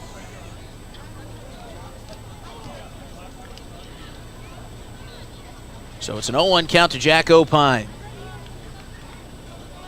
Opine, a big, tall, right-handed hitter. And he takes ball one down low. That scoots through the legs of Mason Lang. And Caden Wilcox will advance to third. So now the Spuds' fifth run is 90 feet away. Josh Porter trying to leave him stranded right there here in the top of the third inning. We've said it all season long. If you're the Zap, you have got to avoid the big innings. Your offense can back you up as long as you keep it close. Porter's 1-1 is ripped down the left field line and curls foul into the river. Yeah, good luck getting that one for a slushy, kids. I promise if you just wait, there's going to be another foul ball. And the man of the hour has arrived. We told you it's Chislik night. Here's the 1-2, grounded sharply to Pugrad, plays it on a Sunday hop and fires to first, and Josh Porter gets out of the jam. He does allow one run to score, but the Zap keep it close. It's 4-2 as we head to the bottom of the third inning here at Hyde Stadium. Looking for happenings in Central South Dakota? The Pierre Area Chamber of Commerce Community Calendar is your go-to for all the latest events. From entertainment to local benefits, community activities, and more, there's something for everyone. Email your event to contactchamber@pierre.org and it will be listed on the weekly calendar. To view the calendar, go to www.pierre.org. Let's celebrate together in the heart of South Dakota. The Pierre Area Chamber of Commerce, connecting our community one event at a time. Doing a little spring cleaning at your house? I'm Val Keller, City of Pierre Solid Waste Manager, letting you know the City Supply Swap program can help. We'll recycle cleaning supplies, paint, and other household chemicals you don't want anymore. Plus, you're free to take any products other people dropped off for recycling. The swap program helps our customers and keeps things out of our landfill. Supplies we accept include stains and sealers, pesticides, pool chemicals, typical cleaning agents, as well as oil-based paint, latex paint, and spray paint. For additional information, call 605-773-7434. Again, that's 773-7434 for more information about recycling your household supplies and paint. Let the City of Pierre help you get your home and garage cleared out and cleaned up for the summer months. This public service message is brought to you by the radio stations of the DRG Media Group in Pierre. Well, it's Chislik night here at the ballpark. Nope, don't move your headset, Dylan. I want you to keep enjoying your first ever Chislik experience. We're going to get Dylan's take on the Chislik. You know, all the great food that's served here at Hyde Stadium by our great concession stand crew is one of the big reasons why these folks come out. Yes, it's a lot of fun to get to a baseball game in the middle of summer. It's always fun to watch this Zap team when they're winning, which they've been doing a lot of lately as they are in the midst of this playoff run. But the concession stands, well, they pay for the ticket themselves. And Dylan is enjoying his Chislik. I had a couple bites in the break. And there's still time as this first pitch is fisted down the first base line, curling and bounces off the wall, foul.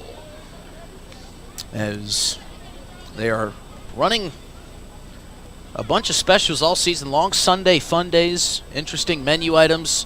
It's Margaritaville night on Sunday afternoon, Jimmy Buffett night, I guess I should say, where they'll be serving bacon cheeseburgers in paradise.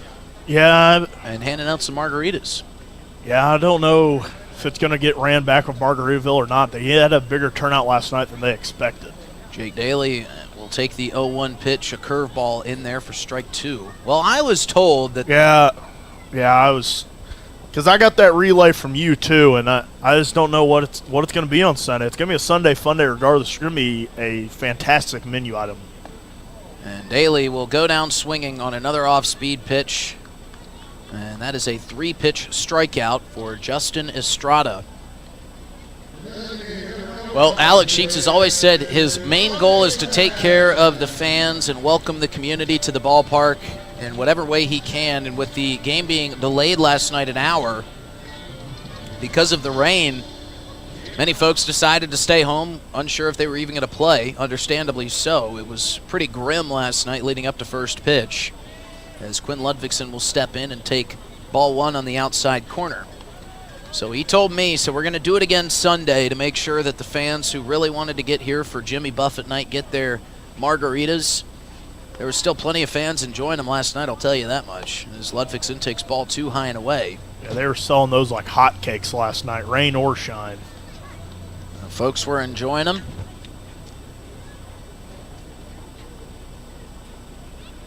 Here's the 2-0 to Ludvigsen, make it 3-0.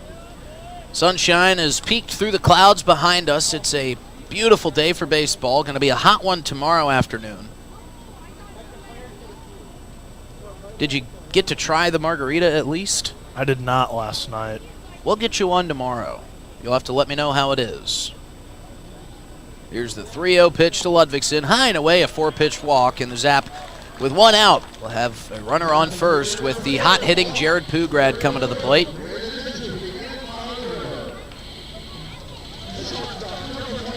Pugrad shot a double into left center field his first time up. Started a little bit of a rally, which brought a run across for the Zap. Spuds scored 3 in the top of the first inning with 2 home runs. Zap answered with 1 in the bottom of the first and 1 in the bottom of the second as Pugrad takes an off-speed pitch in there for strike 1.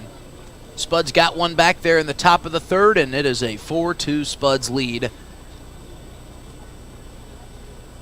And Zap trying to cut into that here as Pugrad lines this one up the middle. Tough play to make. They get it to Harp and Wilcox for 1. On to first for the second out. And it is a 6-4-3 double play to end the third inning. Nice piece of glove work there from Hank Harp and Caden Wilcox to retire the side. We head to the top of the fourth inning here at Hyde Stadium. Thinking of travel, Pierre Regional Airport offers non-stop flights to Denver. Starting August 1st, book your destination at United.com. With United Mileage Plus, you can save more by earning miles when you fly from Pierre Regional Airport. 1-hour flights to Denver and the world beyond. Avoid the crowds, avoid the drive, and enjoy free parking when you fly from Pierre Regional Airport. United Airlines in Pierre starting August 1st. Skip the drive. Fly from Pierre. We're good at making excuses for things we don't want to do. I can't work late because my cat has a job interview. Unfortunately, we're also good at making excuses for things we shouldn't do, like driving drunk. There's nothing on the back roads but cows. The truth is, there's no good reason to drink and drive. Not even if you stick to the back roads. If you drink, don't drive. No excuses. Brought to you by the South Dakota Office of Highway Safety, South Dakota Broadcasters Association, and this station. If you're interested in becoming a valued sponsor of an Oahe Zap broadcast, you can contact us for more information at sports@dakotaradiogroup.com or call us at 605-224-8686.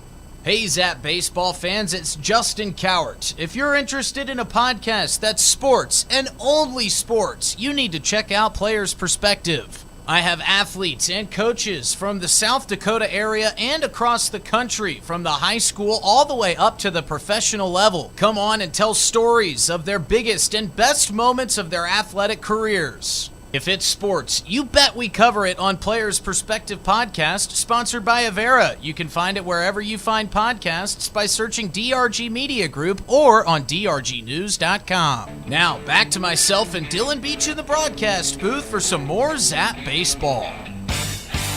Better than that. Back here in the broadcast booth with a special guest, Mr. Wyatt Gladue. Josh Porter sets fires, runs inside for ball 1. Welcome in, Wyatt. Thanks for having me, guys. Welcome back, Wyatt. Yeah, welcome back in. Round 2. Few recurring guests that we've had. I don't know if we've had a recurring guest this season. He's the first. Got him number 1. First guy to come back as Porter fires in strike 1. And for those that are wondering, we didn't ask. He actually asked us if he could join us again. So, as that one swung on a miss, Porter ahead in the count, 1-2. Wyatt, did you know that the Billingsley brothers were not actually brothers, they were cousins? Yeah, we knew that since we were at school with them together. So could have let Dylan in on that. He's been hearing it from the Casper fans all afternoon. Oh, I'm sure. It's a big point of contention. I just figured that can't be too common of a last name. Nope, they're related. That one driven to right field. Sizing it up, making the play is Jake Daly out and right. I think that might not be Jake Daly anymore. That one might be Emiliano Curiel checking in. We saw the injury to Noah Cadena. Any update on how he's doing down there, Wyatt? I think from what I looked at, I think it's just a bloody nose. I think he's going to be good. I think it just grazed him. I mean, it was gushing pretty good at first base when he was standing there, so I think it's just out of precaution, get him out of the game and make sure he's doing all right so he could play again. Porter firing that one in, missing for ball 1. Yeah, we could actually see the little splotch from all the way up here, but about as tough as they come as a kid in Noah Cadena. Definitely. He's a really hard worker. Will do anything for his team, even trade jerseys and go play for the Bison. That one misses high and outside for ball 2. Wyatt, as a starter, curious about Josh Porter's top of the first inning where he gives up 2 home runs, and he has settled in really nicely. What do you tell yourself as a pitcher when something like that happens, as this one misses high and away to make it 3-0? What did you tell yourself to kind of lock back in and make sure that you can settle down? I think the biggest thing is just to go out there and put up a 0.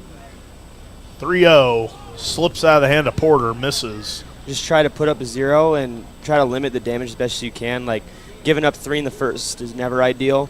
And so giving us a chance to score 1 in the first, or 1 in the bottom, 1 at the bottom of the second, 2, getting back in the game, just chipping away. Just at that point is just damage control and just being able to limit as much as you can and just let the offense do the work and catch back up into the game. And you got to feel pretty comfortable with, as a pitcher, with the offense, the way that it's been hitting lately, that if I just limit the damage and don't get too big up of an inning up here, I know my offense is going to do something. Absolutely. The guys have been swinging the sticks great the last month or so, so it's really been helpful on the pitching side of things. Hello from Porter. Skied into right. Gavin Frazier chasing, and he can't bring it into the glove. The play, firing to second, will get an out. Just like he drew it up. Yeah, that is just a classic how you drew that one up. And Gavin Frazier may be upset with himself that he didn't bring it in, but he gets the lead runner regardless. Wyatt, huge series in this season. You guys are battling it out with the Spuds for that final playoff spot. Has there been any difference in mentality or kind of the attitude with the team before these games, within these games? Hello to Marsick in there for strike 1. Definitely. I mean, we've been preparing, since we've been playing a lot better last month or so, we've really been preparing ourselves for this series. We've circled this one as a big series for the rest of the year going forward. The last 10, 11, 12 games of the season, it comes down to these games. Runner goes to second. Got him. Pugrad tries to tag. No.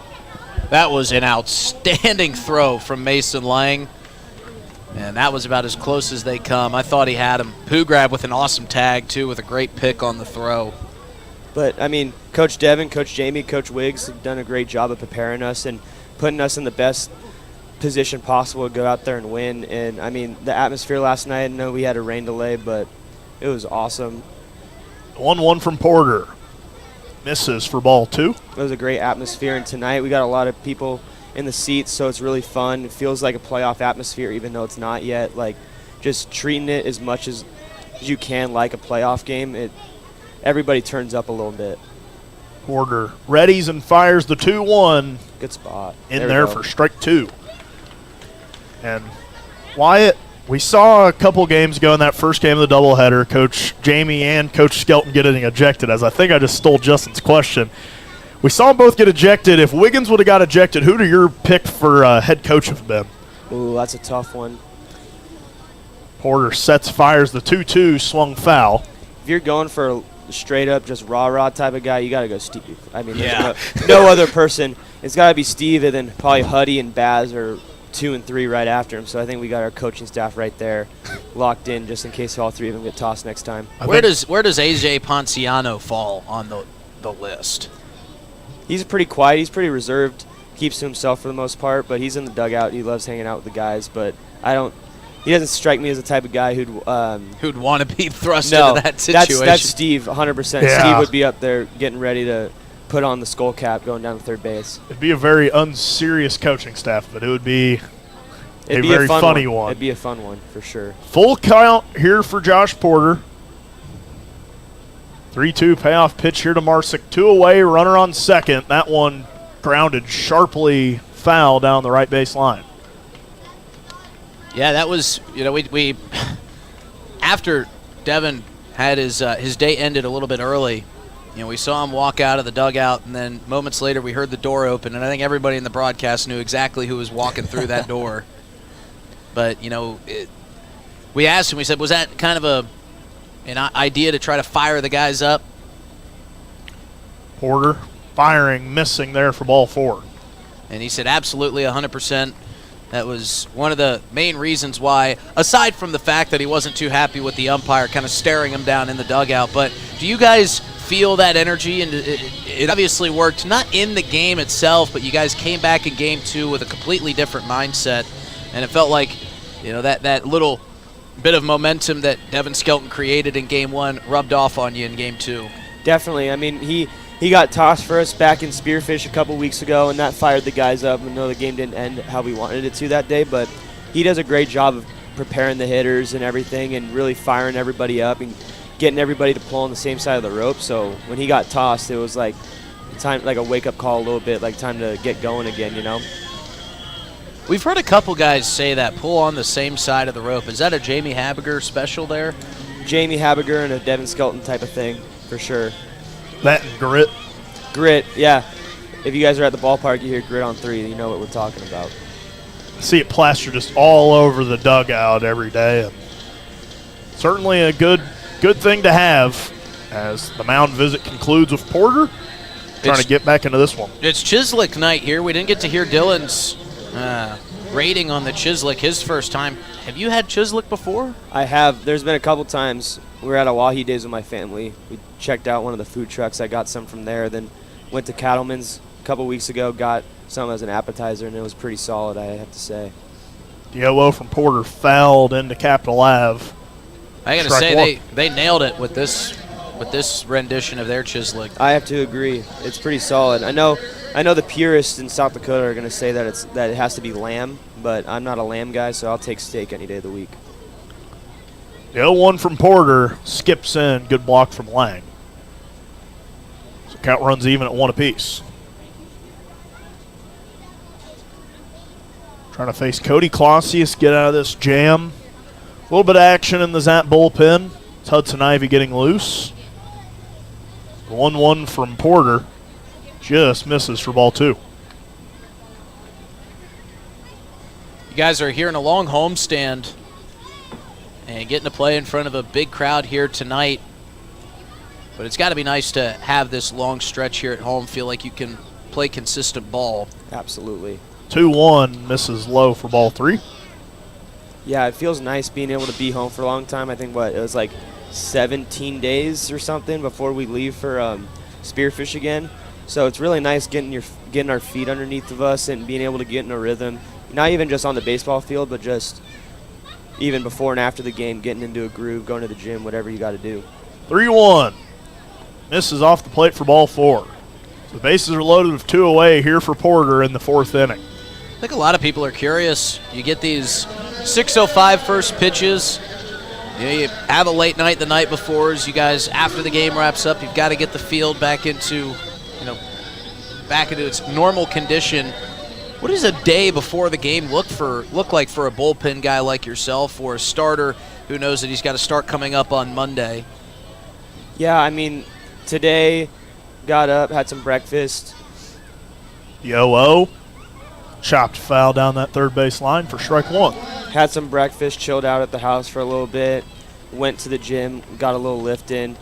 Still wasn't sure about when I was going to pitch next, so kind of did a little pregame lift, and then got back, had some food, headed to the yard, and then we're just here for the long haul now. And so get back, have some food, and just try to chill out, go to bed at a good time. The 0-1 from Porter. Off speed, drops in for strike 2. When you're out there on the mound and you've got bases loaded like Porter does here, but you've got 2 outs, are you worried about anybody else on the base paths besides the guy in the batter's box, or are you always trying to stay conscious of where each runner is? Unless the guy on third, unless you hear something from, like, if Ty were to say something that he's getting a little too far off, then you could take a peek. But realistically, they're not going anywhere, so as long as you just focus in on the batter. 0-2 skips in for ball 1. Crowd wanting a big strikeout here in the 400s here today. The biggest crowd yet at Hyde Stadium. As trying to will Josh Porter out of this jam.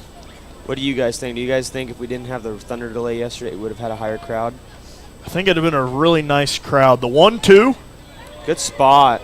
Just misses. I think it would have been a really nice crowd last night for Jimmy Buffett, but I think it'd be pretty hard to beat some Chislik, especially the way they cooked it tonight. I agree. I heard we were around 220 or so last night, even with the hour delay. We would have been pretty solid. We would have probably rivaled this. They had some primetime baseball last night with the hour pushed back. The 2-2. Yeah! In there for strike 3. The beer batter goes down, and Hyde Stadium sings. We'll keep it right here as we keep talking to Wyatt Gladue. And Wyatt, we've had a couple of guys in the booth, and we always have like a hot topic, and I know I'm going to be stealing another question of Justin's here, but we've seen some really late timeouts being called here lately. We saw one on you the other night. I wanted to get it in, Justin. You weren't asking it, and I was wanting to pick your brain for it. You see that late timeout, you're about to throw the pitch. Kind of what does that go through your head when you're going to have to come set again after they get such a late time on you? A couple of choice words ran through my head at that point in time. I was not very happy. I mean, that was a very late timeout. Well, and as an umpire, too, you don't have to reward every timeout. And he didn't even throw his hand up or anything. So that's the worst part.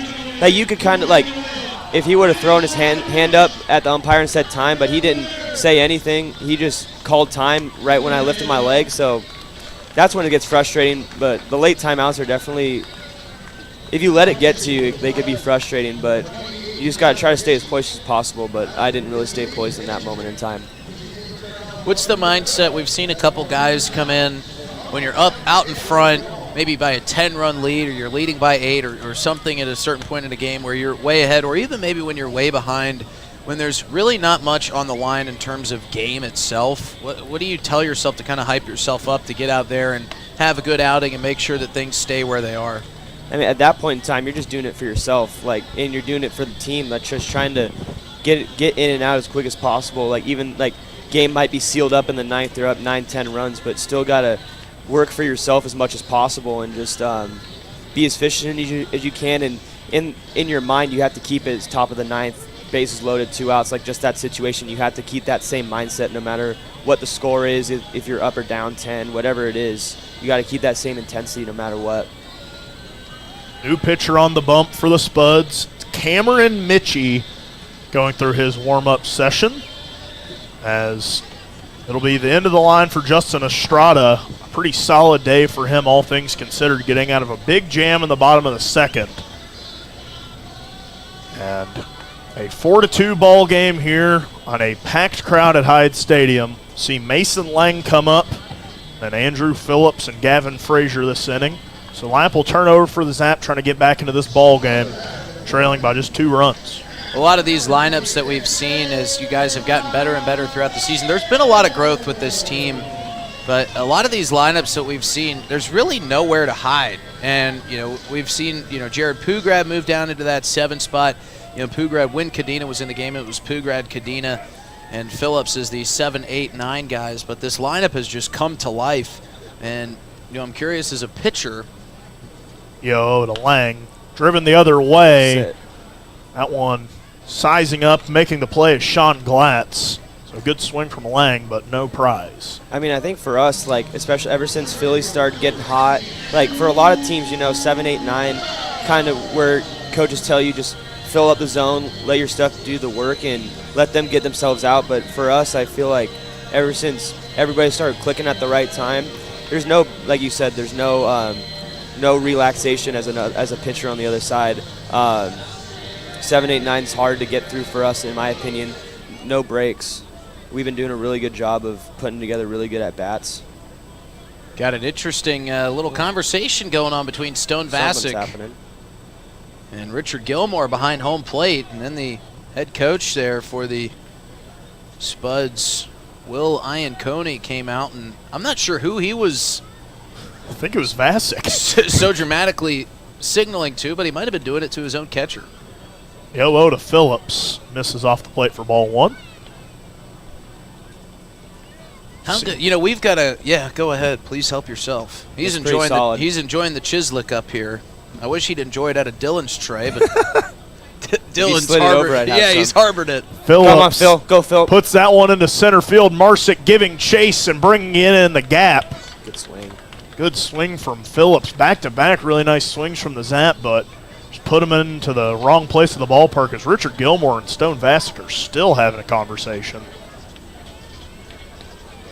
Do you have a good relationship with any of these umpires that seem to kind of keep coming back to the ballpark? I try to stay pretty reserved with most of the umpires for the most part. I don't really say anything. I mean, we all know what umpires we have bones to pick with, but Rich's pretty cool guy. That one runs in, catches Gavin Frazier. That one hurt. You could see the grimace in Frazier's face when he wore that one on the calf. But I know a lot of guys like talking to Rich in between innings and stuff. He's a cool guy. Other than that, like these two guys out there on the bases, I haven't seen the guy at first. Other guy, I think we've had a couple times in Spearfish. But for the most part, they're pretty chill, but Rich is a good guy. He likes to chat it up with everybody before games. We love talking to Rich. He's always got some sort of story for us. Or some sort of bone to pick with us about something we said on the broadcast. Nick Golden to the plate, watching strike one. And I heard a story about Richard Gilmore earlier up here in the press box. Aiden Johnson was playing second base last night, made an error, and Richard Gilmore told him, "You tried your best, kid." The 0-1. Golden chops that one drifting foul, dancing with the line, and finally goes. Golden should have tried to run into the pitcher there. A little interference call. It is his baseline after all. This is true. I don't think that would have ended very well if Nick Golden ran into the pitcher after the tensions last night. I don't know if Nick Golden would have let up if something would have happened there. So, yeah, I don't think Nick Golden cares about anything that happened last night. He's a here and now type of player. He's been hitting the ball outstanding lately. Another guy in the lineup that's been swinging a red-hot bat. But, you know, it just feels like with this lineup as the years progress, there's nowhere to hide. I totally agree. Everybody's clicking. 0-2 to Golden. Frazier goes, but that one fouled off. And Nick Golden, who has been heating up, has also worn more pitches than anybody else in the ILB by a long shot. What is it about this Zap team that just absorbs so many hit-by pitches? I don't know. I mean, you see, I don't know how well you see on the broadcast, but he gets his back foot right in on the white of the box, and he's right on there. So I'm sure, like, if I faced him, I'm sure it'd be kind of an uncomfortable at bat, especially lefty-lefty. I mean, he just stands there. He'll wear anything that gets thrown near him. The 0-2 to Golden. Frazier runs again. That one skips in, and an easy stolen base for Gavin Frazier. Yeah, it sure seems like, you know, not even just Nick Golden, but it wouldn't be an official Zap game if we didn't have a player get hit by a pitch. I agree. And even like maybe not having the best summers that they want, but everybody's still buying in. Everybody's still taking really good at bats for the most part. Like even like Nick earlier in the game, he had a great at bat even though he struck out. Saw a lot of pitches. 1-2 to Golden. Swings at one low, racing it out to first. Vassick flips. That one is safe. Wow. Nick Golden ran it out. He's safe. That is unbelievable. That's why you always sprint down the baseline and get to first. You always hustle it out. Stone Vassick kind of floated that throw over there to Cale McCarville, and it pulled him off the bag. And because Nick Golden was running and sprinting out of the box, he reaches first base on the strikeout. Yeah, this is what we want right here. This is huge. And now Polizzi at the plate. It's a new first baseman, Hunter Billingsley, entering in, and already some tension there. A missed throw from Vassick as Polizzi watches that one in for strike one. And we'll see if Vince Polizzi can make him pay for that little error there. Even Vince, too, he gets pretty on the plate, too. Watches that one in for ball one. So Frazier on third, Golden on first. 2 away for the Zap, trailing by 2 runs. A swing could give him the lead from Polizzi. That'd be a nice welcome back in front of this massive home crowd. Polizzi awaiting the 1-1 from Mitchie. Mitchie readies himself and fires. That one swung through and missed for strike 2. Good off-speed pitch there from Mitchie, kind of pulling the string. Is it tough for a pitcher? You probably haven't had to deal with this. When you start with a certain guy behind the plate, like Porter started with Noah Cadena, and then Cadena getting injured, having a new catcher plug in back there? 1-2 off the plate for ball 2.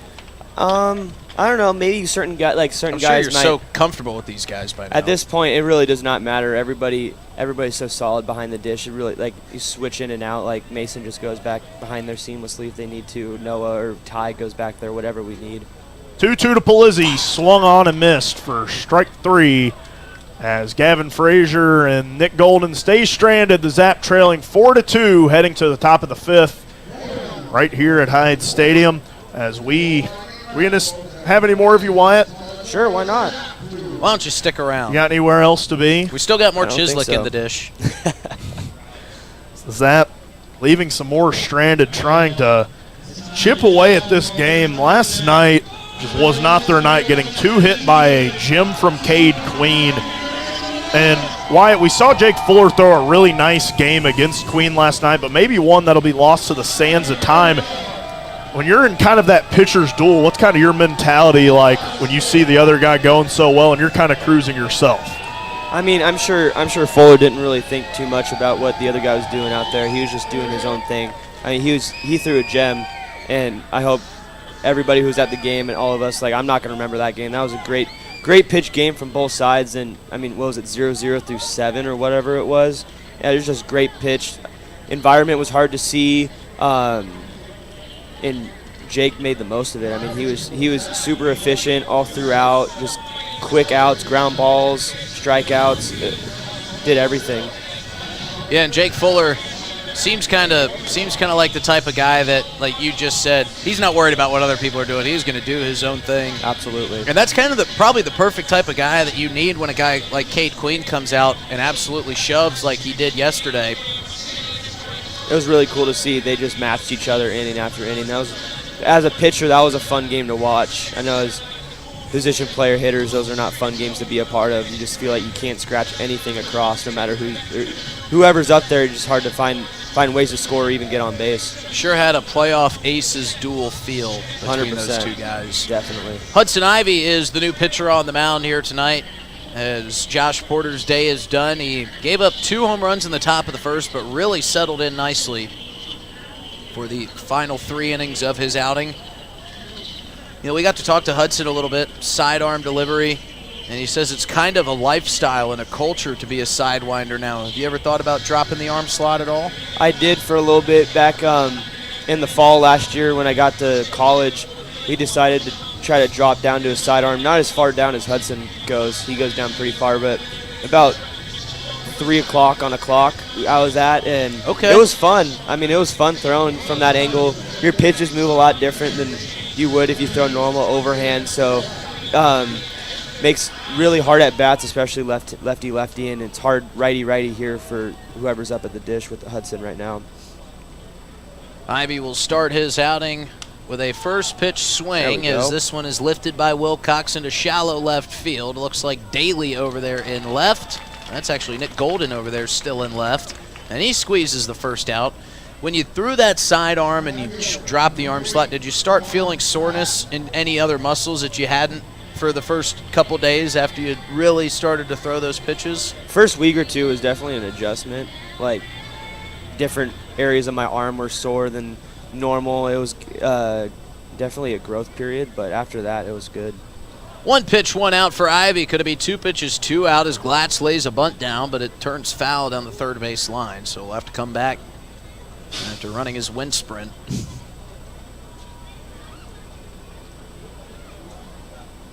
As Ivy checks into this game here in the top of the 5th inning. 4-2 Spuds lead. Been a good game thus far. And you guys have passed a couple very important milestones and stepping stones as a team. You, with a couple wins, have the opportunity to get above 5 or back to 500. The latest in a season as Ivy delivers the 0-1, make it 0-2 with a good curveball in there for a strike. The last time you were able to get back to 500 this late in a season was when you were 1-1 in years past. So this team has not only done that, or is on the precipice of doing that if you can get a couple wins, as Ivy's 0-2 pitch misses off the plate for ball 1. But you've also reached the most wins by a Zap organization of all time Does it feel like this team is just kind of clicking in a different way than teams you've been on in years past, wherever you may have been? I couldn't agree more. 1-2 from Ivy off the plate for ball 2. I mean, we're with each other for 12 weeks. With each other, there's nothing else to do other than show up to the yard and play baseball and get to know everybody. And it's been great, guys coming in and out, and all the guys coming in just mesh with everybody, just awesome. Everybody just fits in. 2-2 from Ivy. And Glatz says it hit him on the arm, and Richard Gilmore is going to agree.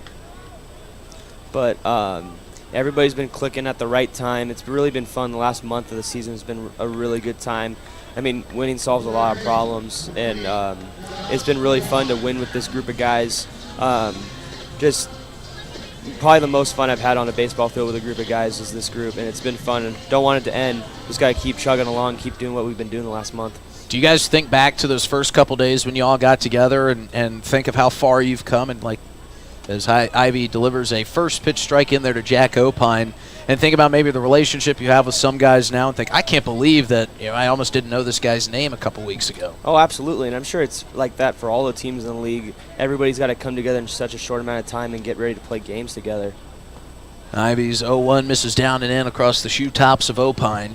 It's a really special thing that we're able to do. I mean, we're all so lucky to be able to still have the opportunity to play the game and be able to do it at this. I mean, this is the closest we're going to get to pro ball, like with this kind of crowd we got. The 1-1 is off the tip of the glove of Mason Lang as Sean Glatz was stealing for second. Lang was trying to cup up and out of his crouch. Couldn't get the ball out, popped out, and Glatz will stand in at second safely. But it sure feels like this is a group of guys that has just all kind of found the right place at the right time, and there's certain guys that kind of bring it together.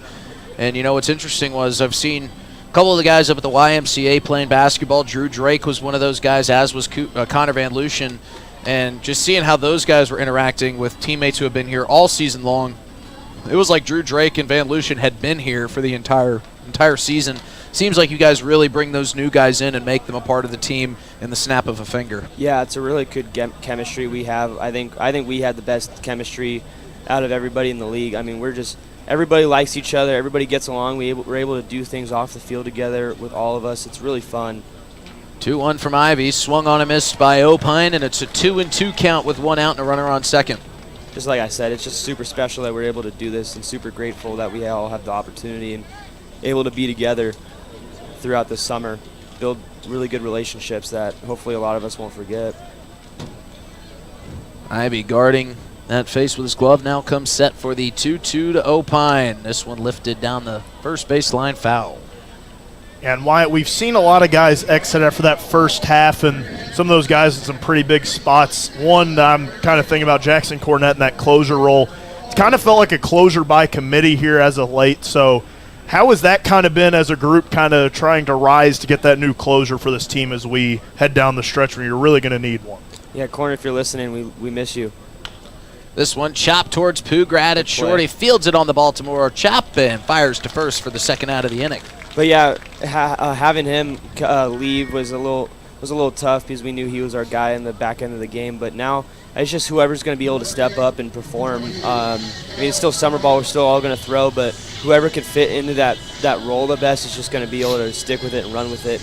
I mean, I think any of us on the staff can really perform like that if we needed to. Whatever Jamie wants us to do, I'm sure any of us would do that and not think twice. Opine, the second out of the inning. This will bring up Cale McCarville. Ivy's first pitch to McCarville just a bit high. So with this league, a huge emphasis on this ILB is to improve your game over the summer, stay sharp before you head back to college and continue your college ball. Here's the 1-0. That one catches the bottom half of the zone for strike one. What do you feel like you've improved on throughout this season that you can take back to school with you? I mean, I've gotten a lot of innings this year, which is I haven't thrown this much since high school, so it's been really good to get back into the groove of things and prepare myself. 1-1 to McCarville. Great off-speed pitch from Ivy. Gets a swing and a miss, and he's one strike away from stranding a runner at third here in the top of the fifth inning. Definitely feel like I've refined my arsenal and everything, but I think more than that, on the baseball side, just off the field, just growing as a person, like maturing a lot. This is the first time I've been away from home, so really growing up really fast. There we go, Huddy. 1-2 pitch is swung on and missed, and Hudson Ivy has a sparkling top of the 5th inning. Wyatt, we are going to ask that you stay up here for the bottom of the 5th because it seems like good luck every time we have a player up here. If you can hang around for this bottom half of the 5th inning, we'd love to have you here. But do you feel like the fact that you're getting to throw more innings and getting more outings, that your arm and muscle memory is kind of building up, and you feel like that's something that you couldn't really accomplish at college because maybe there's more arms, maybe there's just more mouths to feed out of that bullpen and then that starting rotation? 100%. And I mean, like, it's really helped me. Like, me and Jamie have talked about like what we want to do, like how I'm going to get deployed, I should say. So it's really helped me get into groove and a rhythm, like understanding like, okay, I throw 1 or 2 innings maybe on a Wednesday.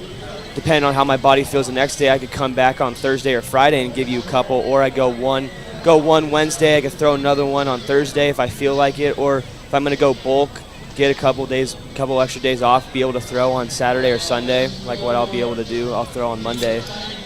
Not throwing, getting kind of gypped by the lightning delay in that first game against Hastings, but just getting in a groove, getting your body in a rhythm, understanding your body too is huge as a pitcher, being able to know like when you're hot, when you're not feeling it, when you can go or not.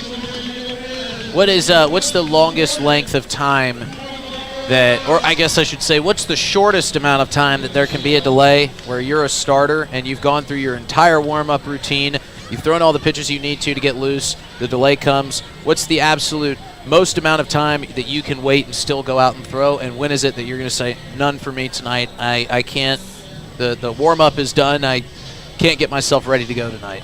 I'm not sure. I've never really been a part of. That was the first like lightning delay that I've been a part of that I actually threw in.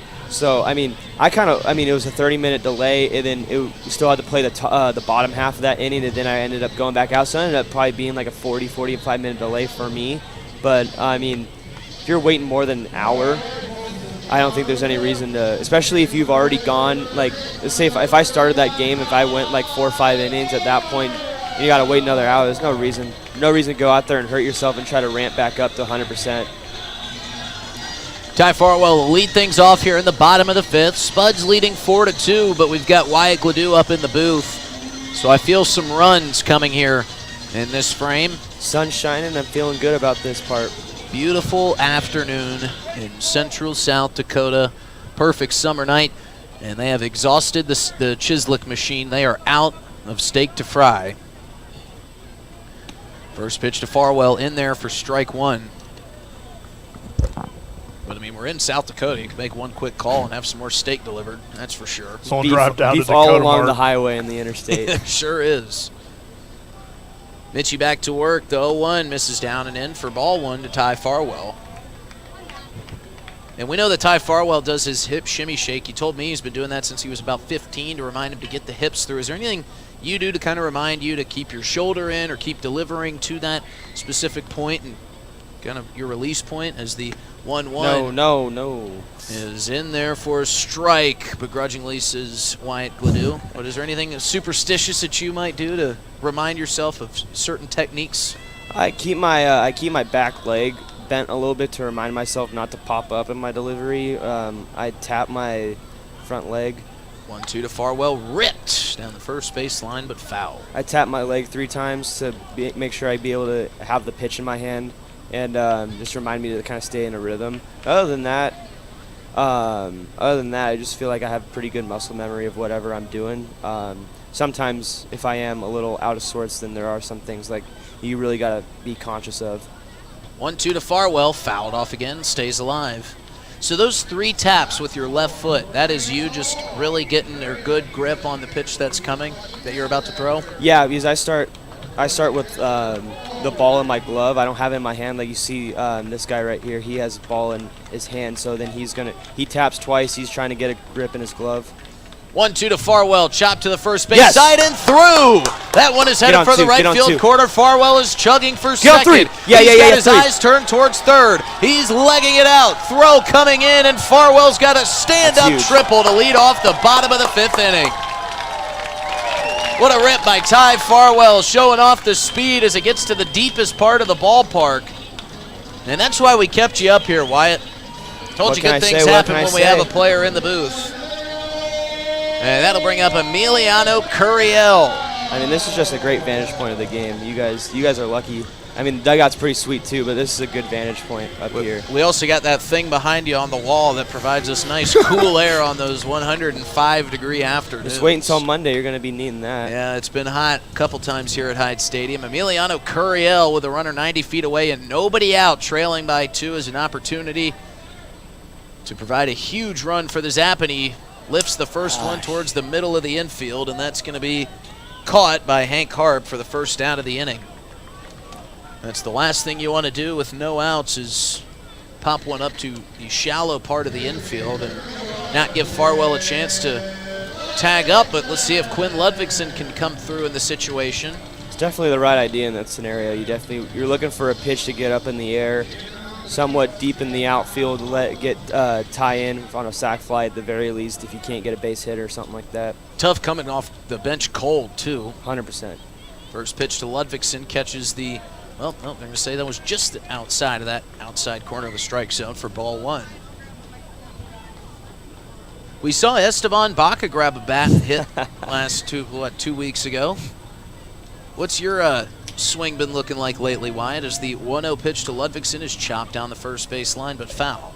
Rustier than ever. I wish I could hit. There's a reason I don't hit anymore. But when we were playing the Bison, I was hoping I was going to maybe get in that bat. But I closed the game out at first base on the 4th, so that was pretty fun. Be able to do that, be able to get back out where I used to play. So that was a cool opportunity. Here's the 1-1 to Ludvigsen. That one is in there for strike 2. Just catches the outside corner. You had some family in town, too, for that occasion. I think I ran into him at the 4th of July parade. Yeah, they said that they were right next to you at the tent. I can't believe they stayed that whole time to listen to me talk about all the floats coming by, but they were troopers. Here's the 1-2 to Ludvigsen, and he's out in front of that off-speed pitch. It's strike 3. And now it'll be up to Jared Pugrad to bring up Ty Farwell after his leadoff triple. And we saw your dad absolutely dust the bolt. How was he feeling the next day after he had a tough race out there? Was he sore? Definitely a little sore, but he stays pretty fit. He likes to stay active, so I don't think that was too tough on him. Well, he knows that he might have to show up and beat the bolt. First pitch to Pugrad, catches the outside corner for strike 1. Ty Farwell delivered some lightning with a leadoff triple that got past the first baseman and got into the right field corner, and that one misses outside to Pugrad for ball 1. And you've got the floor wide. Before we let you get back to your buddies down in the dugout, is there anybody you wanted to shout out while you got the headset on? My parents are listening. What's going on? What's up? So casual. What's going on, guys? Here's the 1-1 to Pugrad. That one misses high for ball 2. And if, like you said, his parents are listening, your dad, fast guy. Did you get any of that speed, Wyatt? Here's the 2-1 to Pugrad, make it 3-1. No, absolutely not. No, any speed that I could have inherited from my parents just went right over me. No, I got none of that. Your kids will get it. Yeah, let's hope so.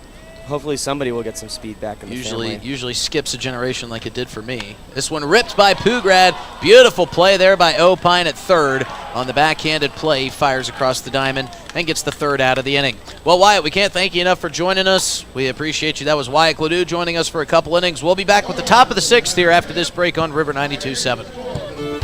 The summer is here, and you know what that means. The Oahe Zap are back, and we at DRG Media Group are bringing you coverage of every Zap home game all summer long. You can hear all the home Zap games on River 92.7, or you can watch them live on drgnews.com at the River 92.7 station page. The Zap are offering you fans something new every single night, so get out to Hyde Stadium for some Zap baseball this summer. Purchase your tickets on oahezap.com or buy them at the box office. If you can't make it to the game, we've got you covered on River 92.7 Oahe Zap Baseball, brought to you by DRG Media Group.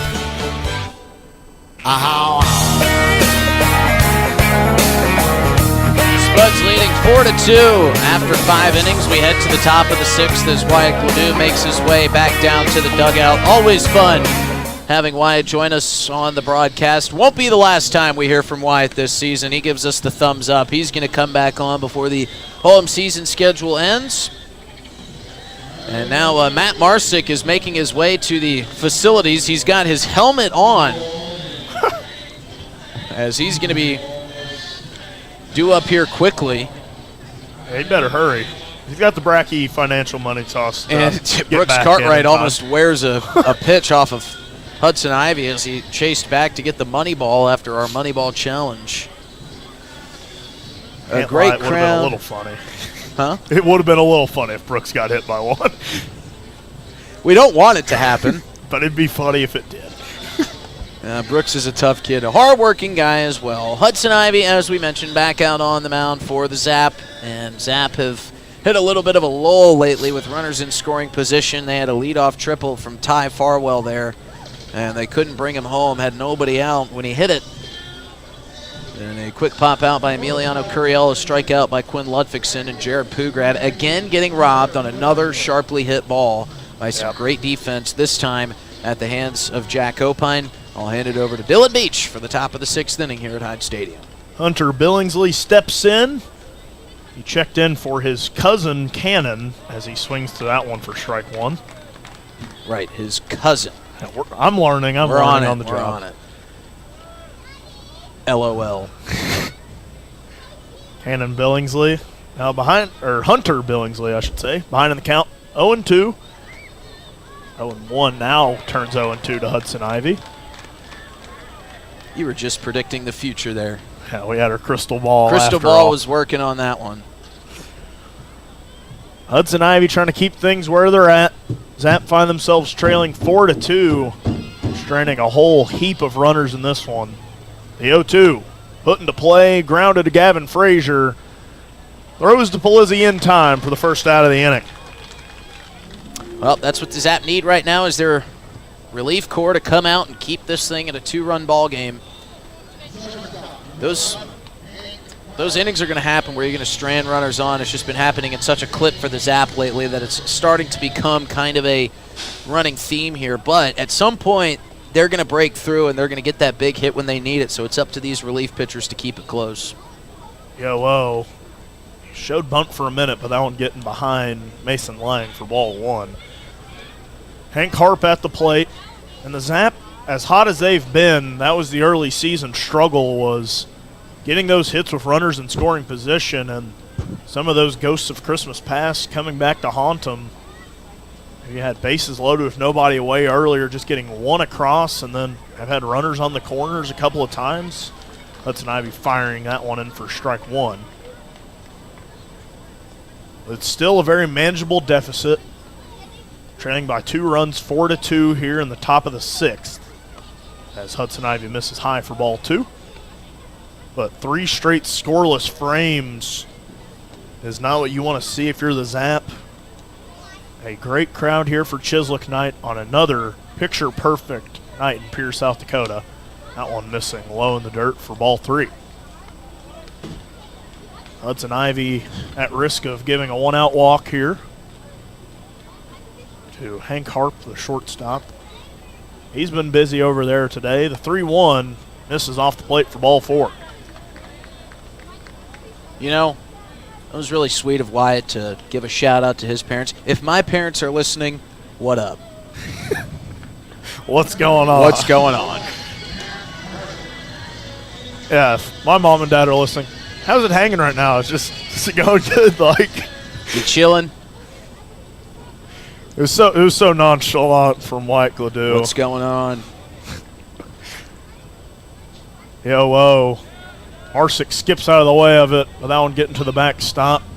So Hank Harp will trot to second. Yeah, and Mason Lang going to go talk, and Gavin Frazier kind of leading the charge on this meeting here at the mound. We only got 1 out. Double play is now off. I can't imagine it would have been on for too long, as Harp is such a speedy runner. Probably was going to steal at some point sooner or later. Yeah. And Frazier's still in there in that visit. I bet Polizzi, Farwell, and Pugrad feel left out right now. Well, Farwell is kind of signaling something over at Polizzi, so they've got their own little language going on between each other. And Pugrad was talking to Harp, so he had someone to talk to. So everybody had somebody.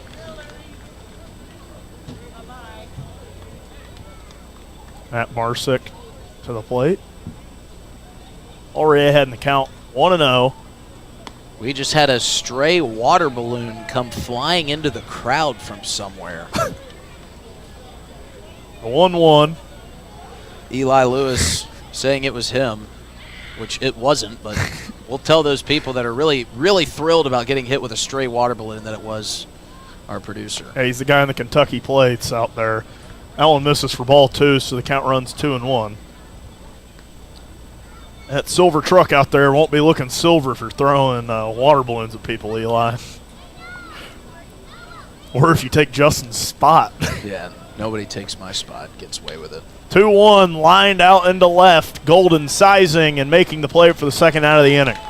And that's a routine play for Nick Golden, but when you factor in the sun and where it's sitting right now, off behind us, behind the broadcast booth, shining right into the left fielder's eyes, nothing is routine.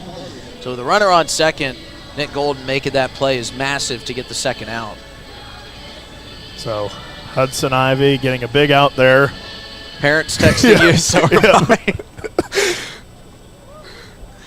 They said it's good. They said it's hanging well. Good to know. Glad we got that to all of our listeners. That one misses for ball 1.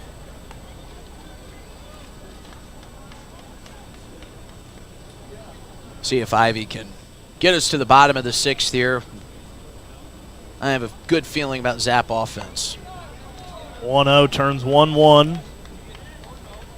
Colossius standing at the plate. The speedy Harp at second. 2 away for Hudson Ivy. Trying to work it back to his lineup. Had a leadoff triple and Ty Farwell, but couldn't get him in from third. That one fired in for strike 2. Great pitch there from Hudson Ivy. Good movement to bring it across the plate and not put it in a spot where Cody Clausius could get to it. Really froze Clausius on that one. Sure did. Well-placed pitch from Ivy.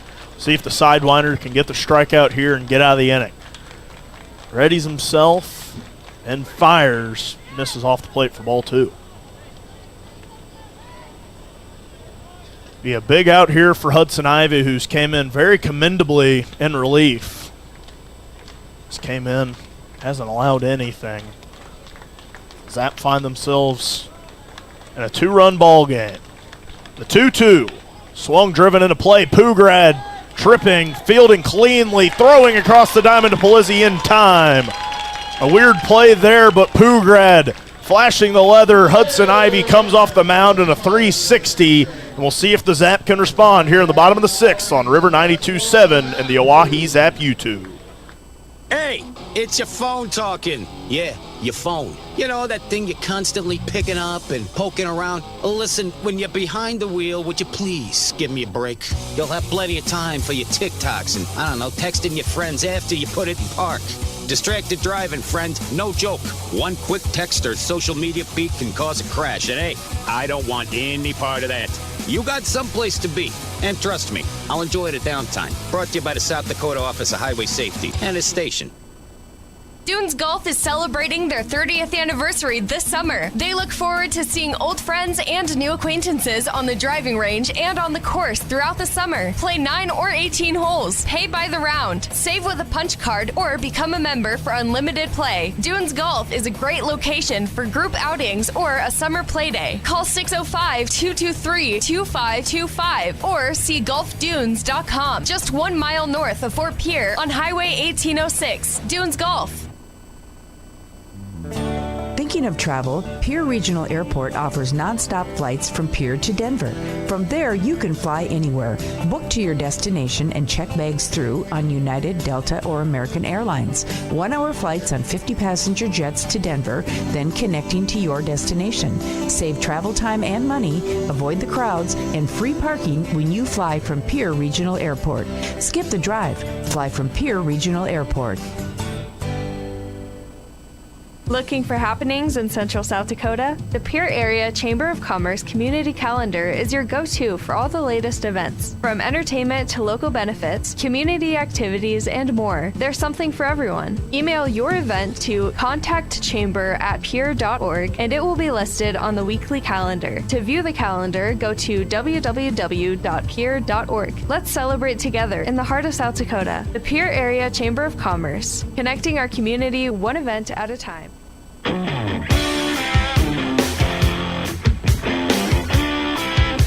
Back out. Zap offense trying to get hot. Aiden Johnson's grabbed a bat as it appears he will enter in for, it's looking like Mason Lang. So I don't know who's going to, it'll probably be Farwell sliding in from third to come catch the rest of tonight's ball game. Yeah, that would make sense with Aiden no other Johnson catchers on the roster. that we know of, at least. Esteban Baca threw on the gear to catch a bullpen session earlier, so who knows? He'll just do about anything, won't he? National anthem, third base.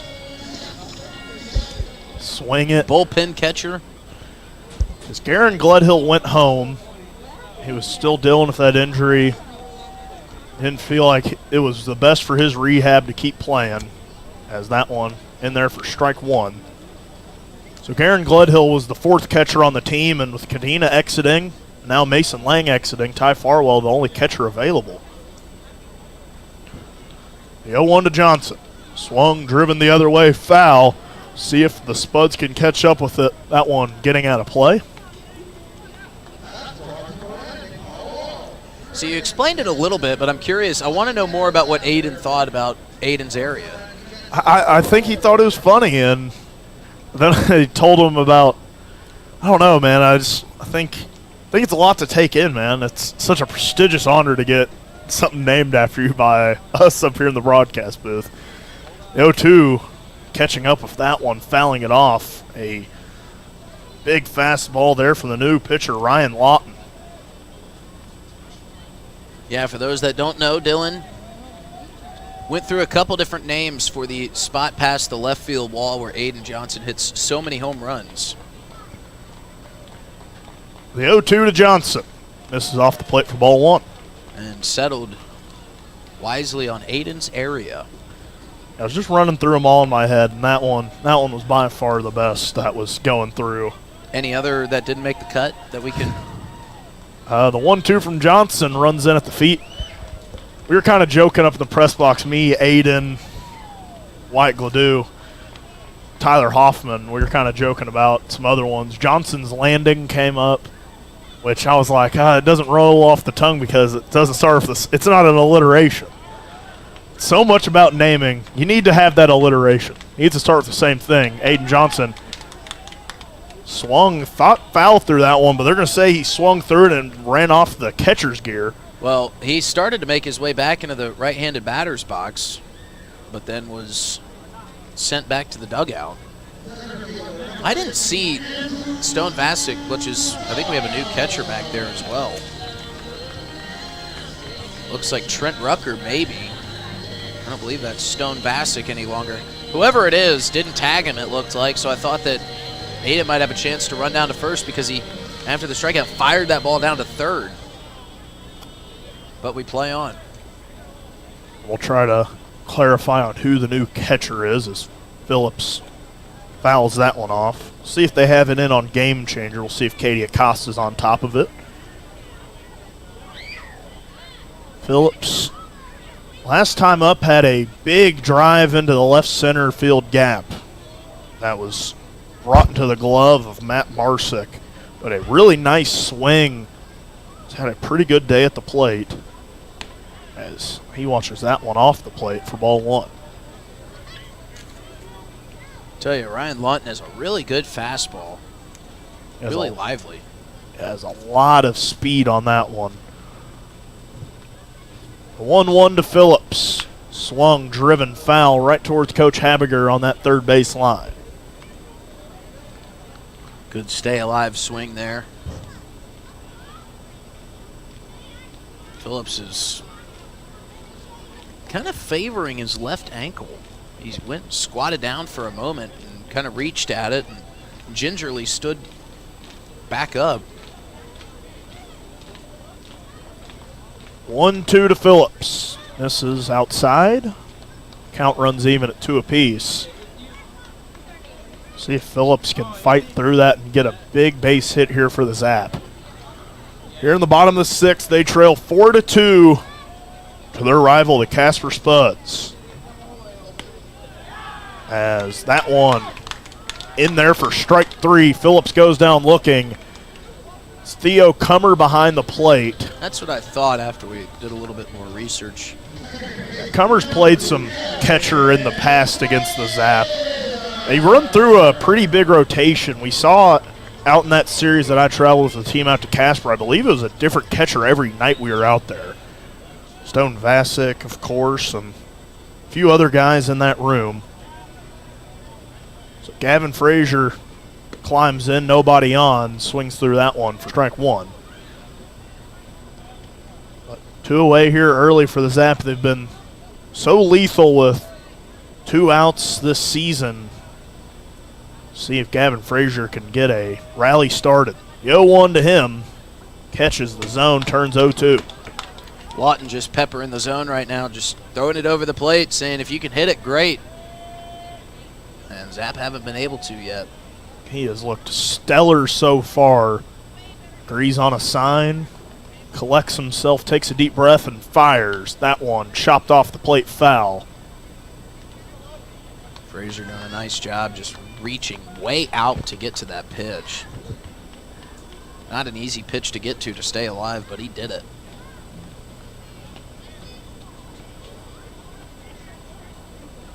Frazier trying to stay alive here. Get some momentum going for the Zap in the bottom of the 6th. The 2-2 swung and missed off the gear of Cummer. Steps on the bag is the new first baseman, Hunter Billingsley.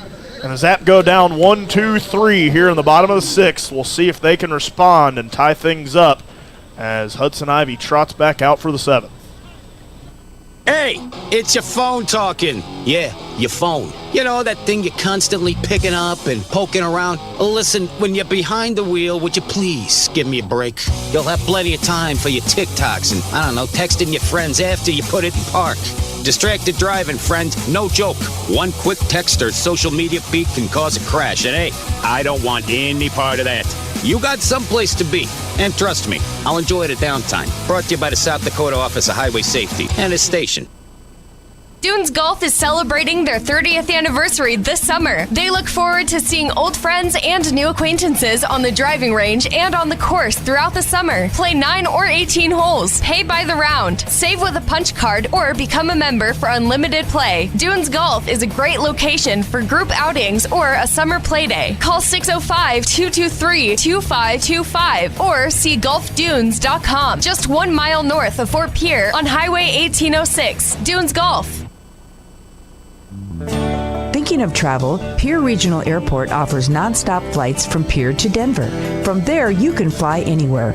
Book to your destination and check bags through on United, Delta, or American Airlines. 1-hour flights on 50-passenger jets to Denver, then connecting to your destination. Save travel time and money, avoid the crowds, and free parking when you fly from Pierre Regional Airport. Skip the drive. Fly from Pierre Regional Airport. Looking for happenings in Central South Dakota? The Pierre Area Chamber of Commerce Community Calendar is your go-to for all the latest events. From entertainment to local benefits, community activities, and more, there's something for everyone. Email your event to contactchamber@pierre.org and it will be listed on the weekly calendar. To view the calendar, go to www.pierre.org. Let's celebrate together in the heart of South Dakota. The Pierre Area Chamber of Commerce, connecting our community one event at a time. The new catcher for the Spuds, Theo Cummer, will bat here to start off the top of the 7th inning. And no, it's not Hudson Ivy still on the mound, as my partner lied. Pitcher for the Zap, Drew Drake. First time we get to see Drew Drake.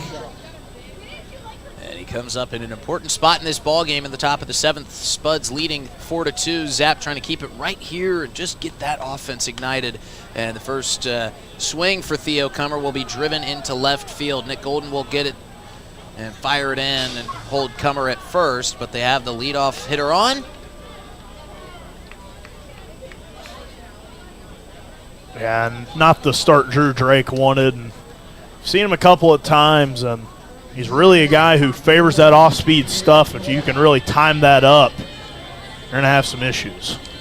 Drew Drake is an outstanding pickup basketball player. Got a great shot from the outside. Does he keep you up at night sometimes, just watching him drain threes in your memory? No, this one's lifted high on the infield. Aiden Johnson, who's checked in for Farwell, that's now back behind the plate, looks straight up into the sunlight and makes the catch right in front of the Spuds dugout. That's what Drew Drake was looking for. And no, it's not Drew Drake that keeps me up. It's A.J. Ponciano screaming at me to get out and cover Jake Fuller. Play defense! Get out! It was step up. I'll wake up in a cold sweat hearing Ponciano scream, "Step up" at me. Him yelling, "Hand down, man down." Get out there. As Drake will check on Cummer over at first. He's back standing safely. I did not have my best stuff that afternoon. One out for Drake, and he delivers a strike. In there to Sean Glatz.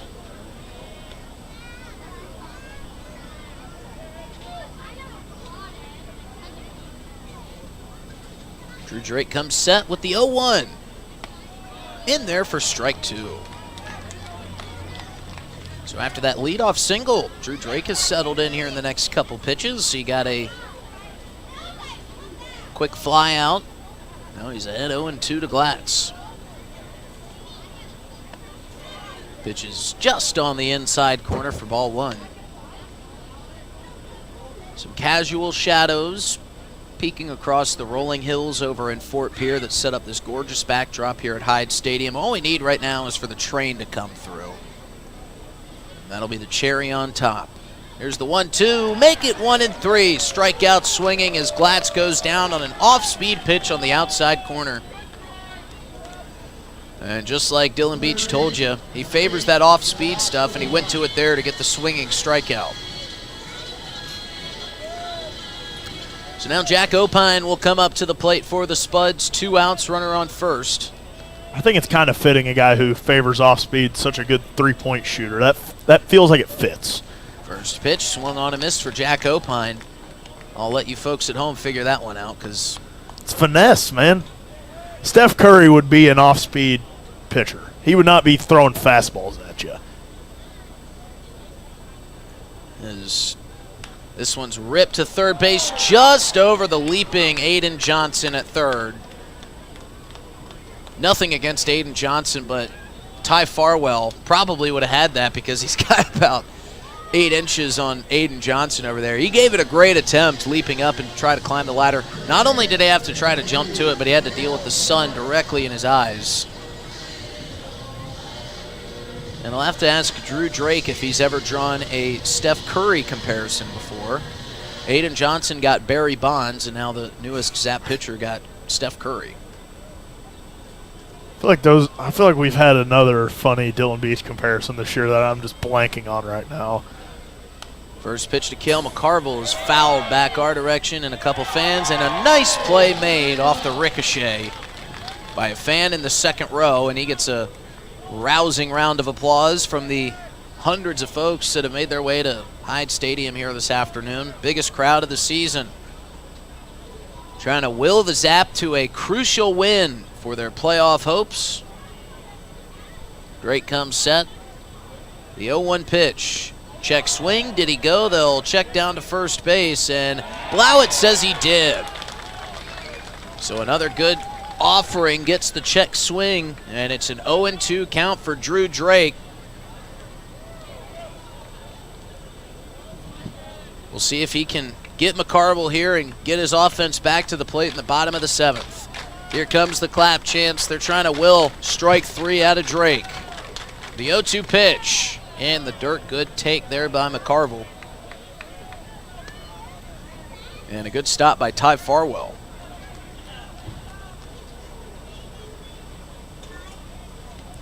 So it's 1-2 with 2 outs, 2 runners on in a 4-2 ball game. And now Richard Gilmore is going to go out and talk with Drew Drake. He's got a ball in his hand. The only thing we see Richard do this sometimes. And now the only thing I could think of is that he wants to check and make sure there's no foreign substance for Drew Drake. That's the only thing I can imagine why he went out there. Now Drew Drake had just signaled to his hat. And it was a slow walk out to Drew Drake on the mound. Gilmore had one of the balls that Drake was throwing. Maybe he saw something on there.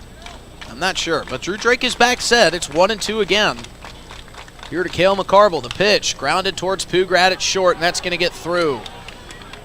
They're going to send the runner around third. Throw from Golden coming, and it's not going to be in time. He misses the plate. They tag him with the bare hand, and he's going to call him out. What a play by Drew Drake to save the run on a crucial top of the seventh. And now the coach is going to come out and get right in the face of Richard Gilmore. Both coaches are out there. They are incensed. They're screaming in the face of Richard Gilmore. And now the second umpire, Austin Ritchie, has to come and separate. And Theo Cummer, the runner who was thrown out at home, is being escorted back to the dugout. And Will Ianconi can't believe it. And he is still screaming in the face of Richard Gilmore. They are having a very impassioned conversation. He is losing his mind right there at home plate. Ianconi with a couple parting shots for Richard Gilmore. He's not going to be tossed. But what an end to the top of the seventh. An awesome throw from Nick Golden in left. It bobbled off the hands of Ty Farwell. The runner, Theo Cummer, missed the plate, ran past it, and then Drew Drake was there to scoop it up with his bare hand and tag Cummer on the chest. What a finish to the top of the seventh. It stays 4-2 Spuds. We'll be right back after this short break with the bottom of the seventh and the Zap coming up on River 92.7.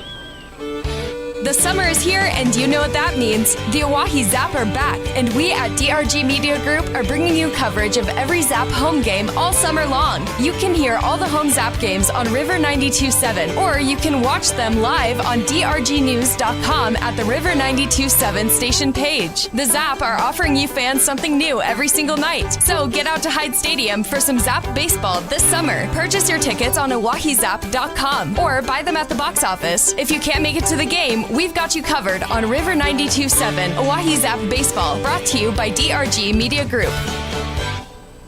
Well, that was about the most animated I've ever seen a coach with an umpire, and coaches, you could say, and not get thrown out of a game.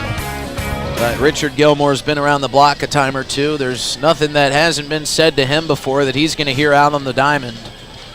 And not really sure what Will Ianconi was so upset about. His runner, Theo Cummer, missed the plate by a mile. And heads up by Drew Drake to be there on the ricochet, pick up the ball with his bare hand and tag him out before he was able to scamper back to the dish. And it was such a close play as he was kind of falling to the dish, but he ran around home plate. I don't know if he was thinking about sliding and then changed his mind and said, I'm going to stay up here. But he ran around home plate, which is such a strange thing to see. And then he kind of tripped on his way back, and it was a bang-bang play. Richard Gilmore has a front seat for it and says he's out. And he also kind of lost in that whole equation was the outstanding throw by Nick Golden from left field that made that whole play happen. I think what Cummer was trying to avoid was seeing Ty Farwell get down and ready to field the throw.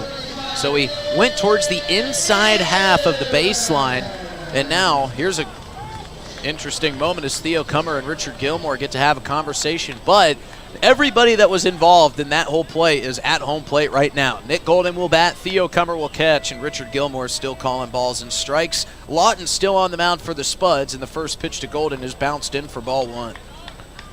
And I thought with as many guys running out of the dugout and as animated as they all were, I thought we were at least going to see an ejection, but Richard Gilmore keeping his cool as always. No one cooler than Gilmore himself. 1-0 count to Nick Golden. And the energy level just went up about 5 notches as Golden fans on a fastball for strike one. And that really, as if the crowd wasn't into it in a 4-2 ball game enough, that really got him into it.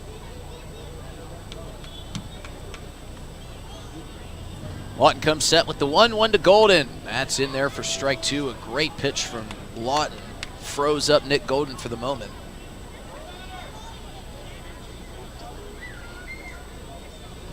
Nobody out here in the bottom of the 7th inning. Zap are running out of outs. We've had great work out of the bullpen to keep this thing close, and Golden skies one down the left field line. Opine giving chase, as is Glatz running, and he goes out of the ballpark in the open spot of the fence, where the pitchers will walk down from the dugout and exit out into the grass area.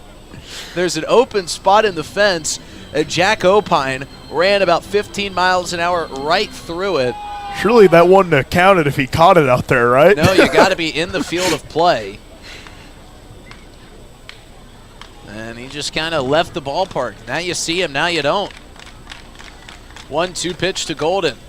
In there, just a bit low.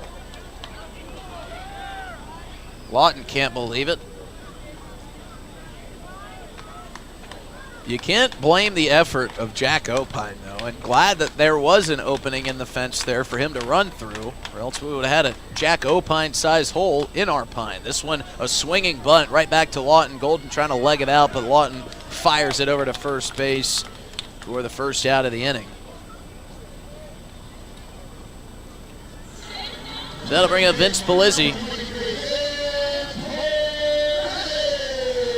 Zap have been close in both of these games, game 1 and 2. But they just haven't been able to get the timely hit when they need it. They've had runners in scoring position.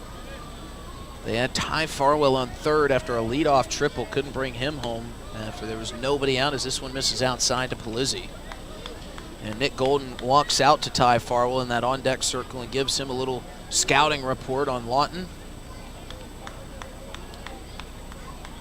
Lawton has got such a quick fastball. Here's the 1-0 to Polizzi. In there for strike 1. Not much breeze to speak of here on a Saturday afternoon. That flag is resting out in right center. And Polizzi takes strike 2, low and away on the outside corner. That was a generous call from Richard Gilmore, but he's a generous man. And Polizzi behind 1-2. And this one's chopped to the third base side. Opine has it on one bounce, fires across the diamond for out number 2. So Polizzi hit it hard, but right to Jack Opine, who was guarding the line. And it will be up to Ty Farwell to keep this bottom of the 7th inning going. And we see a lot of teams shade the Zap down that left field line, and Opine's done it a few times to some great success on some balls that likely would have got through if he was just a couple of steps to his left. Yeah, we see defenses willing to give up the single, but they shade towards that line as to try to guard from extra base hits. First pitch to Farwell is fisted down the left field line, foul. Brooks Cartwright there chopping it up with a couple of the Zap players sitting along the guardrail. Tyler Hoffman and Caden Bazanski getting some laughs out of Brooks Cartwright. Lawton set in the 0-1. Check swing, couldn't hold it up, and it's strike 2.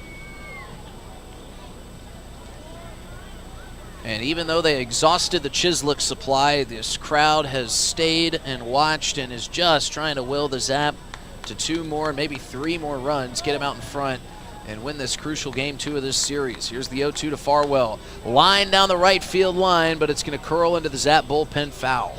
Man, that was a good swing, just a little bit too far out in front of it. And the Zap, 4 straight scoreless innings, teetering on 5 here, and they were so hot there for a while, but the stranded runner's kind of catching up to them here. They get those hits, but they don't get them when they need them. Here's the 0-2 to Farwell. Swung on and missed for strike 3, and Lawton continuing to deal. So the Zap will head to the top of the 8th, trailing 4-2, trying to keep it at a 2-run ball game. We'll see who comes out to the mound when we return on River 92.7.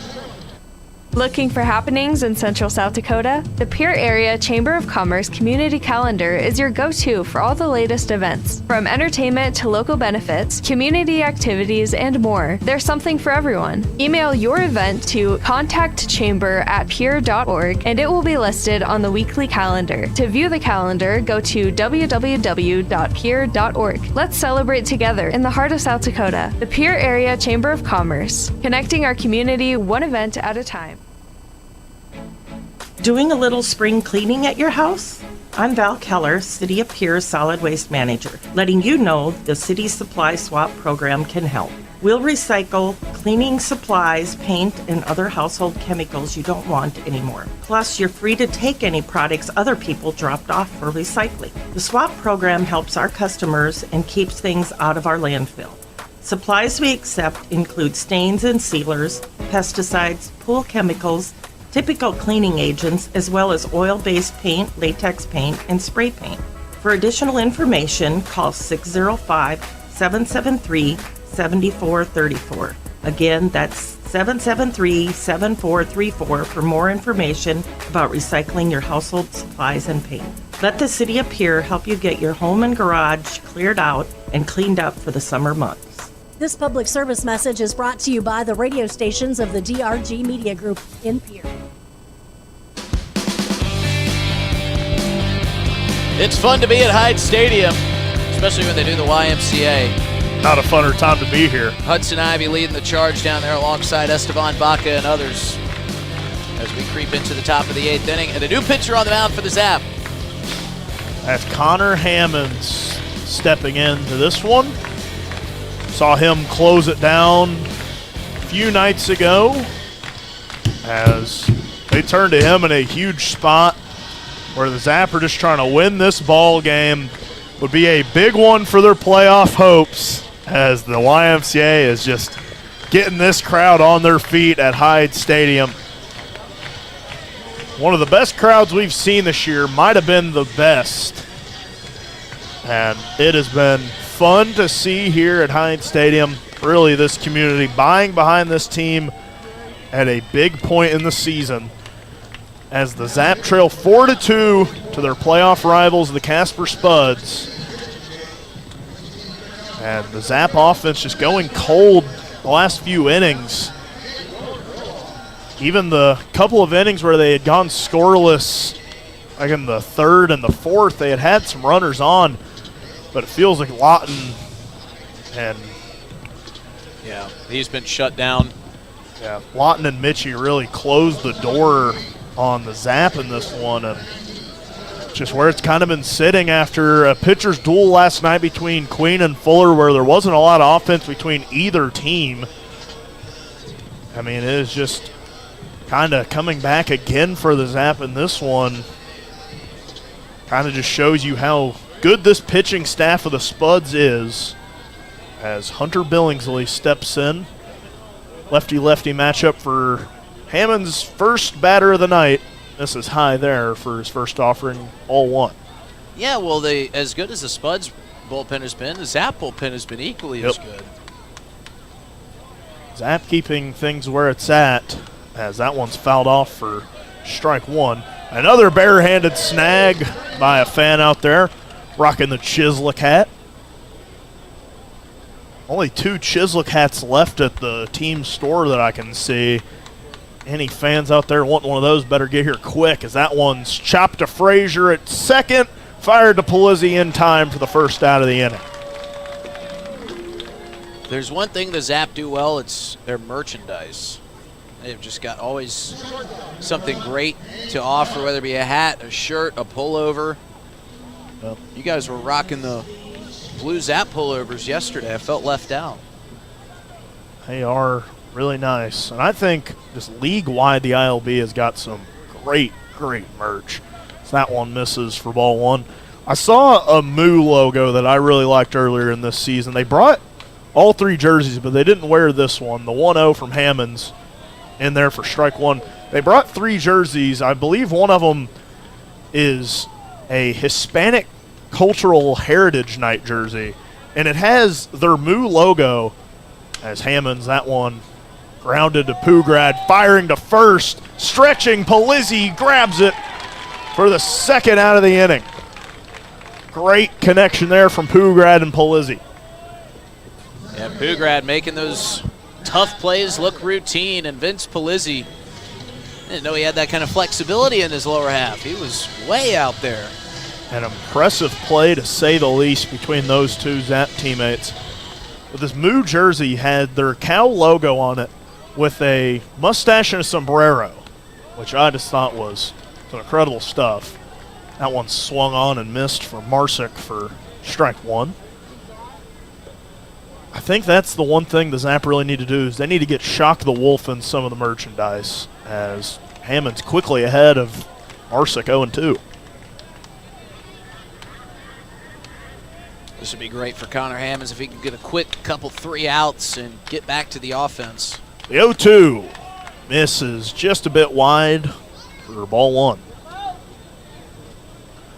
Zap within striking distance. It's felt like they've been within striking distance this entire series through 1.5 games. As Marsick checks his swing, he goes. Farwell fires to Polizzi in time. So Hammonds goes 1-2-3 in 10 pitches to get the Zap bats back up. We'll see if they can come alive here in the bottom of the 8th on River 92.7. Thinking of travel, Pierre Regional Airport offers non-stop flights to Denver. Starting August 1st, book your destination at United.com. With United Mileage Plus, you can save more by earning miles when you fly from Pierre Regional Airport. 1-hour flights to Denver and the world beyond. Avoid the crowds, avoid the drive, and enjoy free parking when you fly from Pierre Regional Airport. United Airlines in Pierre starting August 1st. Skip the drive. Fly from Pierre. We're good at making excuses for things we don't want to do. I can't work late because my cat has a job interview. Unfortunately, we're also good at making excuses for things we shouldn't do, like driving drunk. There's nothing on the back roads but cows. The truth is, there's no good reason to drink and drive. Not even if you stick to the back roads. If you drink, don't drive. No excuses. Brought to you by the South Dakota Office of Highway Safety, South Dakota Broadcasters Association, and this station.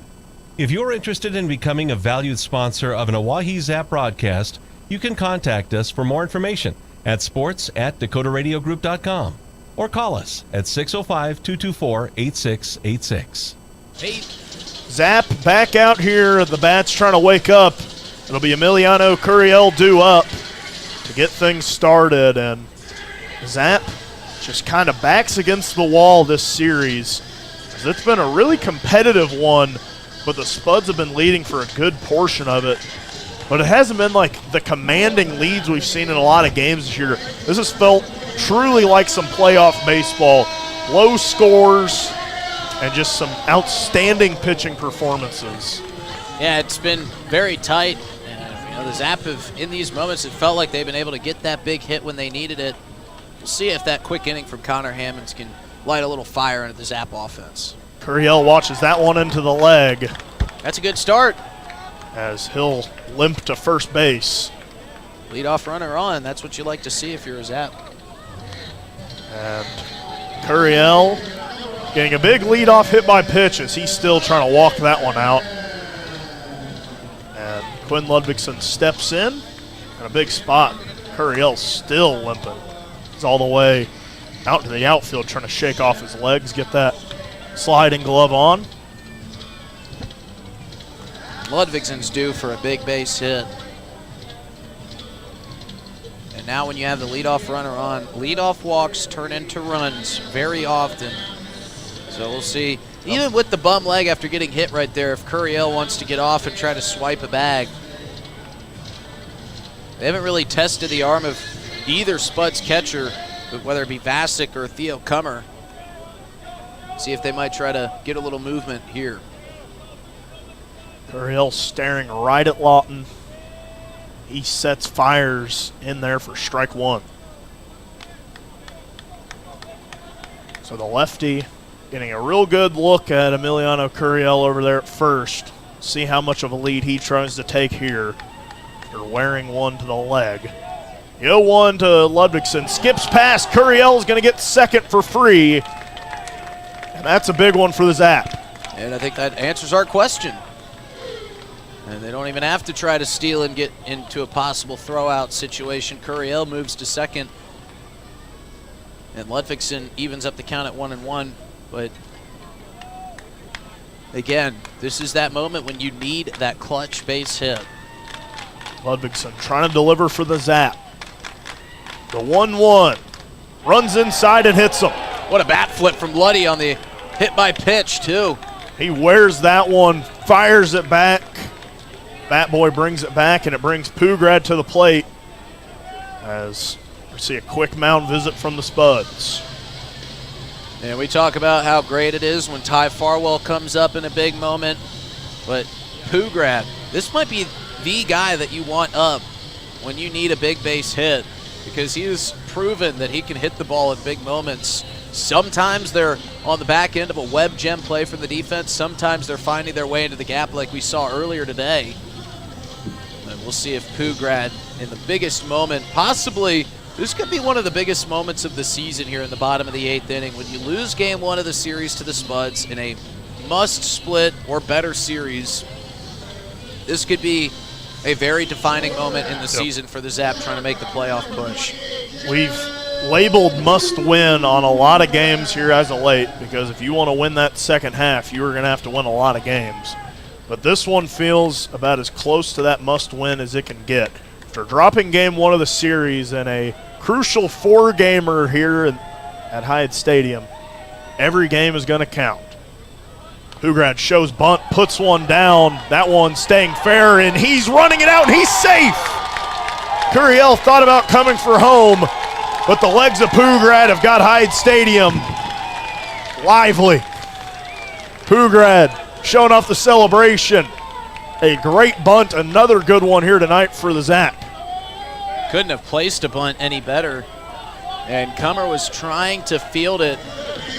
Yeah, I thought Theo Cummer made a pretty good play on it, even after bobbling the ball. He fired it quickly, but even down at first base, another nice play made defensively to keep that ball from going into right field and allowing definitely one run to score. But we've seen this situation for the Zap. Bases loaded, nobody outs. The last couple games, they haven't been able to bring them across. This, with Vince Polizzi, or excuse me, with Aiden Johnson coming up, this is a huge, huge moment here for the Zap. Aiden Johnson, a big chance here. That one skips past the catcher. Curiel comes in to score. The Zap trail 4-3. Emiliano Curiel getting this crowd hype. Well, it's tough. You feel for Cummer. That's just a fastball that's kind of dumped into the dirt in front of him. Very hard. Kind of a 50-50 pitch on pitches that will get blocked or not. But Zap will take that free run.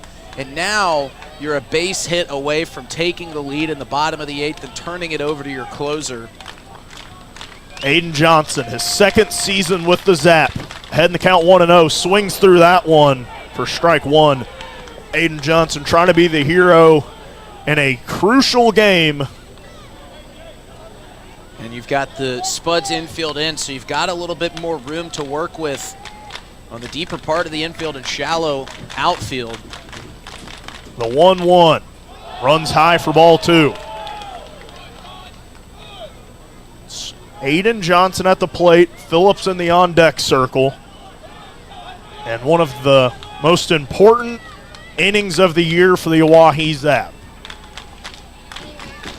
Ludvigsen dancing around on third. The 2-1 fouled off from Johnson. So count runs even at 2 apiece. There's no double play on. A ball to the outfield would likely score the speedy Pugrad from second. See if Johnson can find some real estate here. Zap trailing 4-3. Nobody away. Runners on second and third. That one swung on and missed. A good pitch from Lawton to come back and get Johnson. Yeah, great off-speed pitch. Had him guessing fastball, and it just kind of got there a little bit too slow. That changeup bites, but some movement in the Spuds bullpen.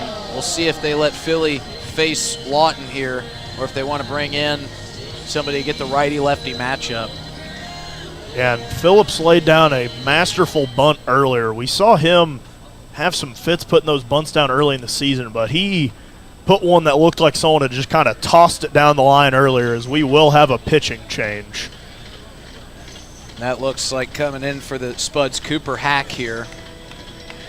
Now you want to talk about a big moment for a relief pitcher. 1 out, runners on second and third in a 1-run ball game. This is it for Cooper Hack. A lot of pressure here. Andrew Phillips at the plate. Hack stepping onto the mound. Andrew Phillips has really been coming alive as of late for the Zap.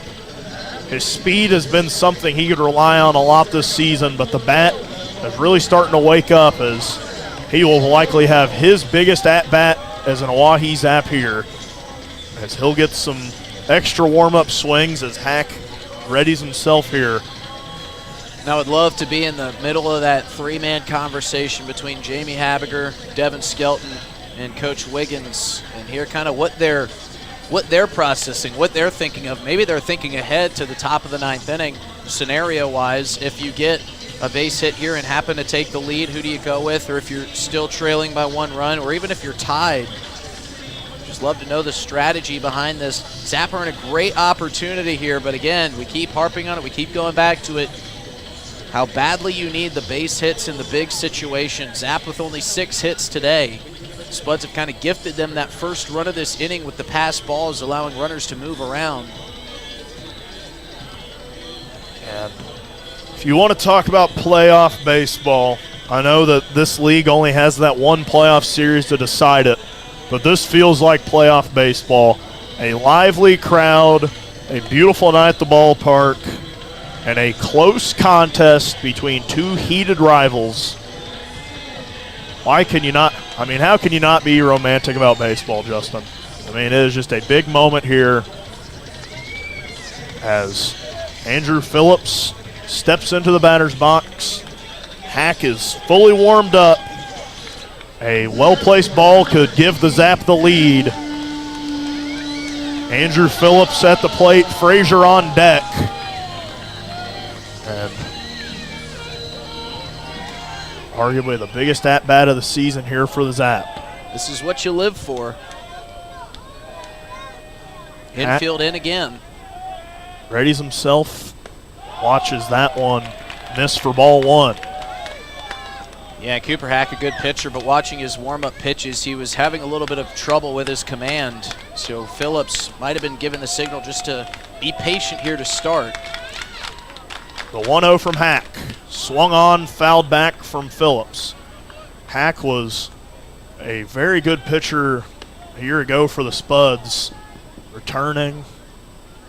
A big core of returners for them from a season ago, in which they won the whole thing. They had a great run against the Zap last year, and the Zap trying to turn the page on that era of their program. Phillips watches that one high for ball 2. Yeah, and they've got the base open at first, so they could try to, think about, you never think about really pitching around a guy, but if you wanted to load the bases and give yourself a double play opportunity, the thing you have to remember with Gavin Frazier on deck, he's got some speed. Off speed drops there for strike 2. Hudson Ivy trying to get this crowd up on their feet here. So he starts the clap. 2-2 to Phillips. Hack sets, fires. That one catches the outside portion of the plate, and Phillips goes down looking. Yeah, he didn't like the call from Gilmore, but in this opportunity, you have no choice but to defend the plate. And on an off-speed offering, that feels like one you can go out and reach. Yeah, even if you just foul it off, or who knows, maybe you send a high pop fly into the outfield that's deep enough to score the runner on third, but now it's up to Gavin Frazier. You almost feel like you have to get these runs across here. 2 away for Gavin Frazier. That one. This is high for ball 1. Frazier, so good at times for this Zap team this year, has really been a vocal, or not even a vocal leader for this infield, but an unspoken one, as that one drops in for strike 1. Yeah, Frazier's really kind of stepped into that role of field general. He's had some big moments and some big hits and big opportunities. A 1-1 to Gavin Frazier. Off the plate for ball 2. A massive opportunity. Runners in scoring position for the Zap. A single to the outfield could give them the lead, or a pass ball could tie it. That one was at danger of doing that. A nice play from Comer to keep that one in the glove. But you got a 3-1 count. You're in the driver's seat if you're Gavin Frazier, and a very hot hitter in the on-deck circle. 3-1 here to Gavin Frazier. We'll see if he gets the green light. Hack sets fires in there for strike 2. Hack peppering the zone with some off-speed here. Now a full count to Gavin Frazier. 2 away, runners on second and third. Backs against the wall. The 3-2. Chopped foul. What a stay-alive swing from Gavin Frazier. Swung his bat at the last possible second and just kind of threw it at it, made contact, and now forces Hack to make another high-leverage pitch. See another payoff pitch here from Hack. Sets, deals. That one reached out and fouled off once again from Gavin Frazier. I don't know how he reached that one. You could just barely hear the little tick of the bat. And again, he's defending the plate and will force yet another very nerve-wracking pitch here on a 3-2 count. 3-2. That one misses off the plate for ball 4. So the fans at Hyde Stadium paid for their entire seat, but they're only using the edges of it right now as Nick Golden steps in with bases loaded, 2 away. And just back-to-back dangerous hitters, Frazier and then Golden, and then you've got Vince Polizzi. Nick Golden been red hot for the Zap, their batting average leader. Watches that one skip in. Comer, another big play to keep that one in front. That was an unbelievable stop by Comer. Oh, just about ran into the leg of Nick Golden. How fitting would that be to tie it up with a hit batsman? Golden ahead in the count 1-0. Watches that one in for strike 1. Yeah, it feels like when Hack has gotten a little bit loose with his fastball, he's been able to rely on his off-speed pitch to get him back. And he did so right there. The 1-1 to Golden. Runs in and hits him. Nick Golden letting him know it as he trots to first. Ludvigsen taps home, and the Zapper tied. Nick Golden makes no friends with the opponents, that's for sure, but man, was he happy to... I don't think he's ever happy to get hit by a pitch, but with bases loaded to tie up the game at 4 apiece, you know he's pumped about that one. And the folks could definitely see it as he made his way down the first baseline. And now Vince Polizzi has a chance to really put this thing out of reach for the Spuds. With one big swing, and the bases juiced with 2 outs. You live for this moment as a kid. He's had this about 1 million times in his backyard. The 0-0 runs high for ball 1. Polizzi. Words cannot be put to show how big he is to this team. The Zap's all-time home run leader, coming back for a second season. Head in the count 1-0, swings through that one for strike 1. And he was looking to add to his total right there with that swing. But saw the off-speed. You know, all you need right now is just a simple base hit to give yourself the lead. 1-1 count here to Polizzi. Hack sets, fires. Polizzi drills that one back the other way, foul. Just a bit late on that one. That was a loud foul ball. That was a rocket. Well, was just a bit behind it. So Polizzi down to his last strike. 1-2 here from Hack to Polizzi.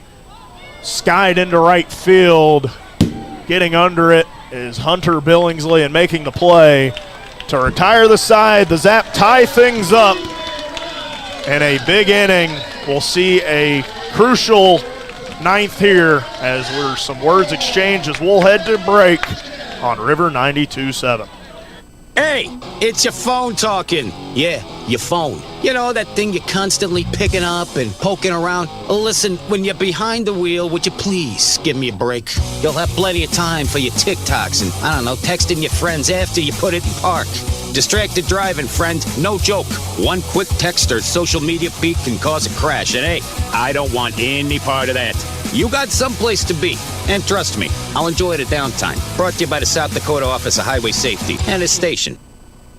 Dunes Golf is celebrating their 30th anniversary this summer. They look forward to seeing old friends and new acquaintances on the driving range and on the course throughout the summer. Play 9 or 18 holes, pay by the round, save with a punch card, or become a member for unlimited play. Dunes Golf is a great location for group outings or a summer play day. Call 605-223-2525 or see golfdunes.com, just 1 mile north of Fort Pierre on Highway 1806. Dunes Golf. Thinking of travel, Pierre Regional Airport offers nonstop flights from Pierre to Denver. From there, you can fly anywhere. Book to your destination and check bags through on United, Delta, or American Airlines. 1-hour flights on 50-passenger jets to Denver, then connecting to your destination. Save travel time and money, avoid the crowds, and free parking when you fly from Pierre Regional Airport. Skip the drive. Fly from Pierre Regional Airport.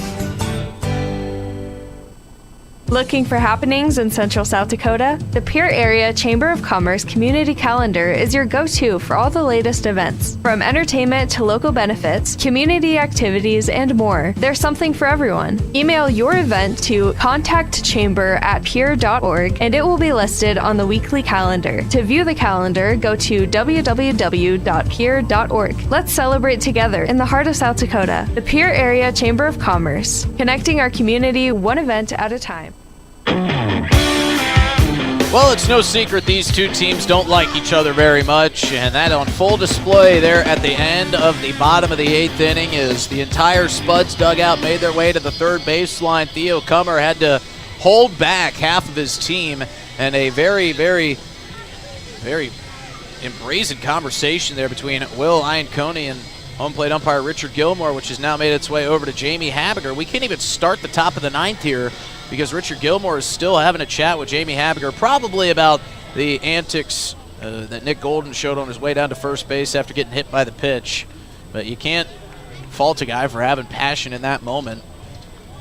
Wouldn't say it was the best sportsmanship in the world, but we head to the top of the 9th. Zap get 2 runs in the bottom of the 8th to tie this game at 4 apiece.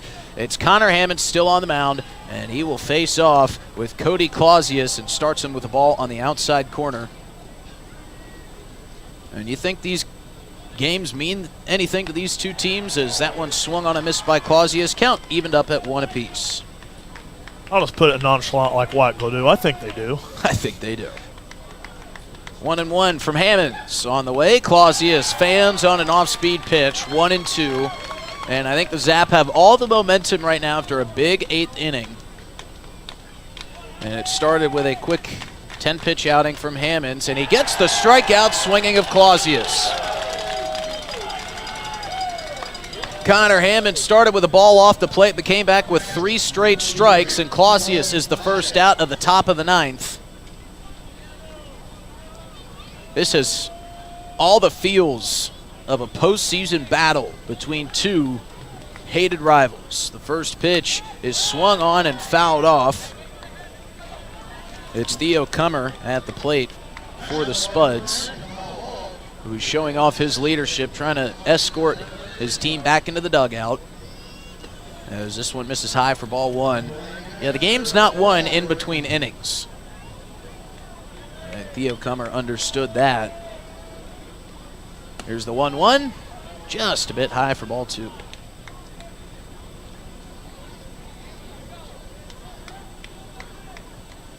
We do love the passion Nick Golden plays the game with. Here's the 2-1, that one way high for ball 3. And I don't think Nick Golden has any issue being at the forefront of a shouting match with the other team. And to Nick Golden's credit, he's been hit a million times. A lot of them coming off the Casper arms. This one is belted. Deep right field, tracking, Daly, leaping, and making the catch. What a play by Nick Golden, who has moved from left over to right, and right on cue makes a web gem play. And I know that he was happy to take the spot of Jake Daly out there at right. Off the bat, I don't know, Dylan, I thought that one might leave the ballpark, but Nick Golden with an unbelievable outstretched catch for the second out of the inning, surely saving extra bases. And the first pitch is ripped up the middle by Caden Wilcox. Sent it right back where it came from. What a play by Nick Golden out in right field. I'm sure his adrenaline was still pumping after the end of the 8th inning, and he used that to his advantage.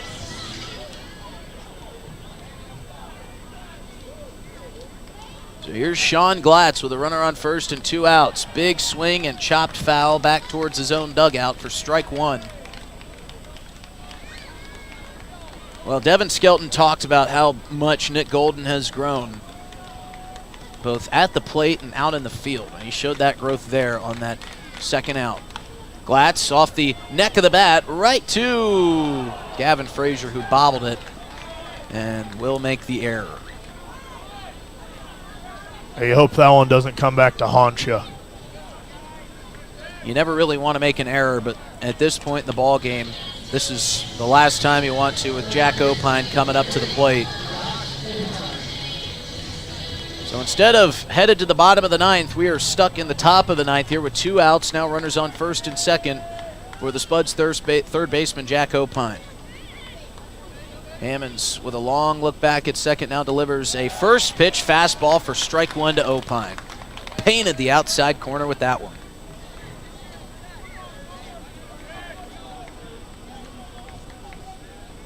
Hammonds shaking off the first sign from Ty Farwell. Now coming set and delivers. Opine checks his swing on a ball low in the dirt.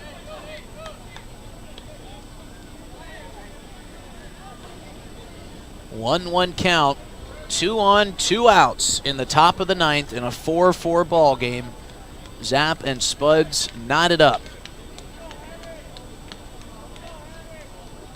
This one in the dirt, good stop by Farwell, and it's 2-1. And Hammond's working with a little more intent in his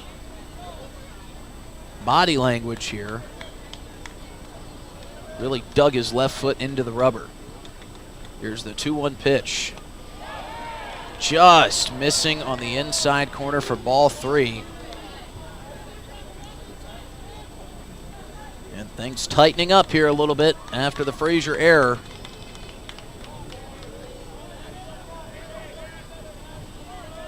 We'll see if Hammonds can get out of it. 3-1 pitch to Opine. In there for strike 2. Good off-speed pitch from Connor Hammonds, and now he's a strike away. Crowd starting to clap. Entire Zap dugout on their feet. Fans rising to their feet. 3-2 pitch with 2 outs and 2 on.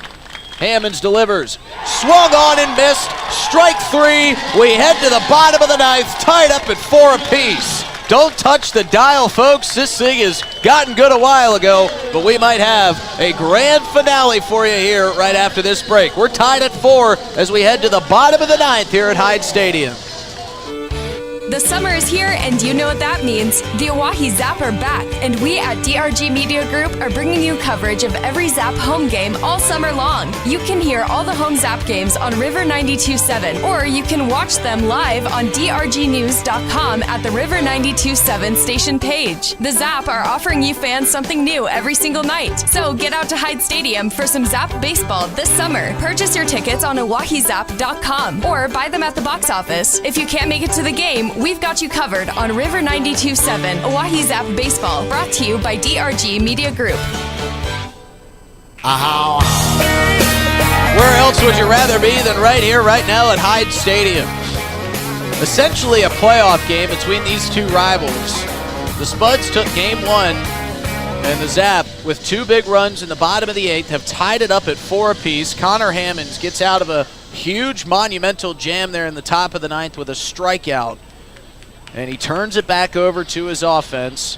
It'll be Ty Farwell to lead things off here for the Zap, and who knows, maybe that could be the only Zap hitter we see in this moment. Sure, he'd have it no other way. Zap could walk it off with one swing and change the trajectory of this series and this season. They felt dead from innings 3 through 7 until they got to the 8th. Connor Hammonds delivered a beautiful 10-pitch frame in the top of the 8th.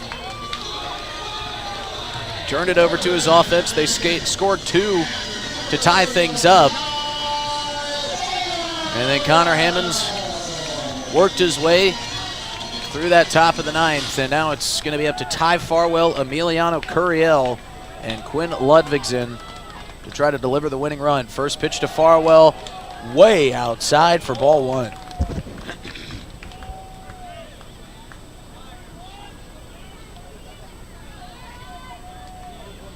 Well, I would think this is worth the cost of admission, wouldn't you, Dylan, as this one's fouled off on a check swing for strike 1. Yeah, especially for anyone who got in free with a flyer today. The intern team was out hustling around, handing out free tickets via flyer. Best free ticket in town. 1-1 to Farwell. High for ball 2. The Zap have been so good at manufacturing runs all season long. They've had trouble doing it their last couple games, but they did it in the bottom of the 8th. Why not do it in the bottom of the 9th? Here's the 2-1 to Farwell. That one chopped off the plate. I thought it might have caught his leg. It's over to third base, and Opine with an easy throw over to first gets the first out of the inning. Man, I really thought that caught the leg of Ty Farwell, which would have meant foul ball, but he ran it out, and that'll bring up Emiliano Curiel.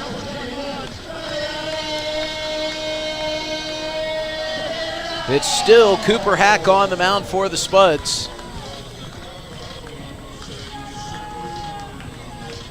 We'll see if Curiel can get on base. Opine over at that third base position, really hugging that left field line. First pitch to Curiel, a looping off-speed pitch that misses high. And they've got Nick Kambulu warming up in the bullpen. We'll see if they turn to him at any point in this inning. Hack coming set, quickly delivers the 1-0. That's off the end of the bat towards the second baseman. Fielding cleanly and firing to first is Caden Wilcox for the second out. So now the final hope here in the bottom of the 9th in a tie game will come up to Quinn Ludvigsen. And Ludvigsen, who's had a tough couple of at-bats, could wipe all of that away with one big swing here for the Zap. Ludvigsen with a deep breath, sets in. Hack comes set. His first pitch to Ludvigsen is low for ball 1.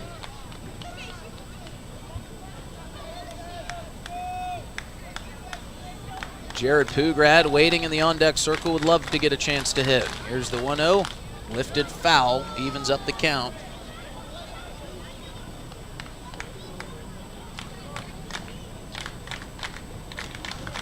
Great crowd on hand, has been treated to a dandy here on a Saturday night in Pierre. 1-1 to Ludvigsen. High and away, ball 2.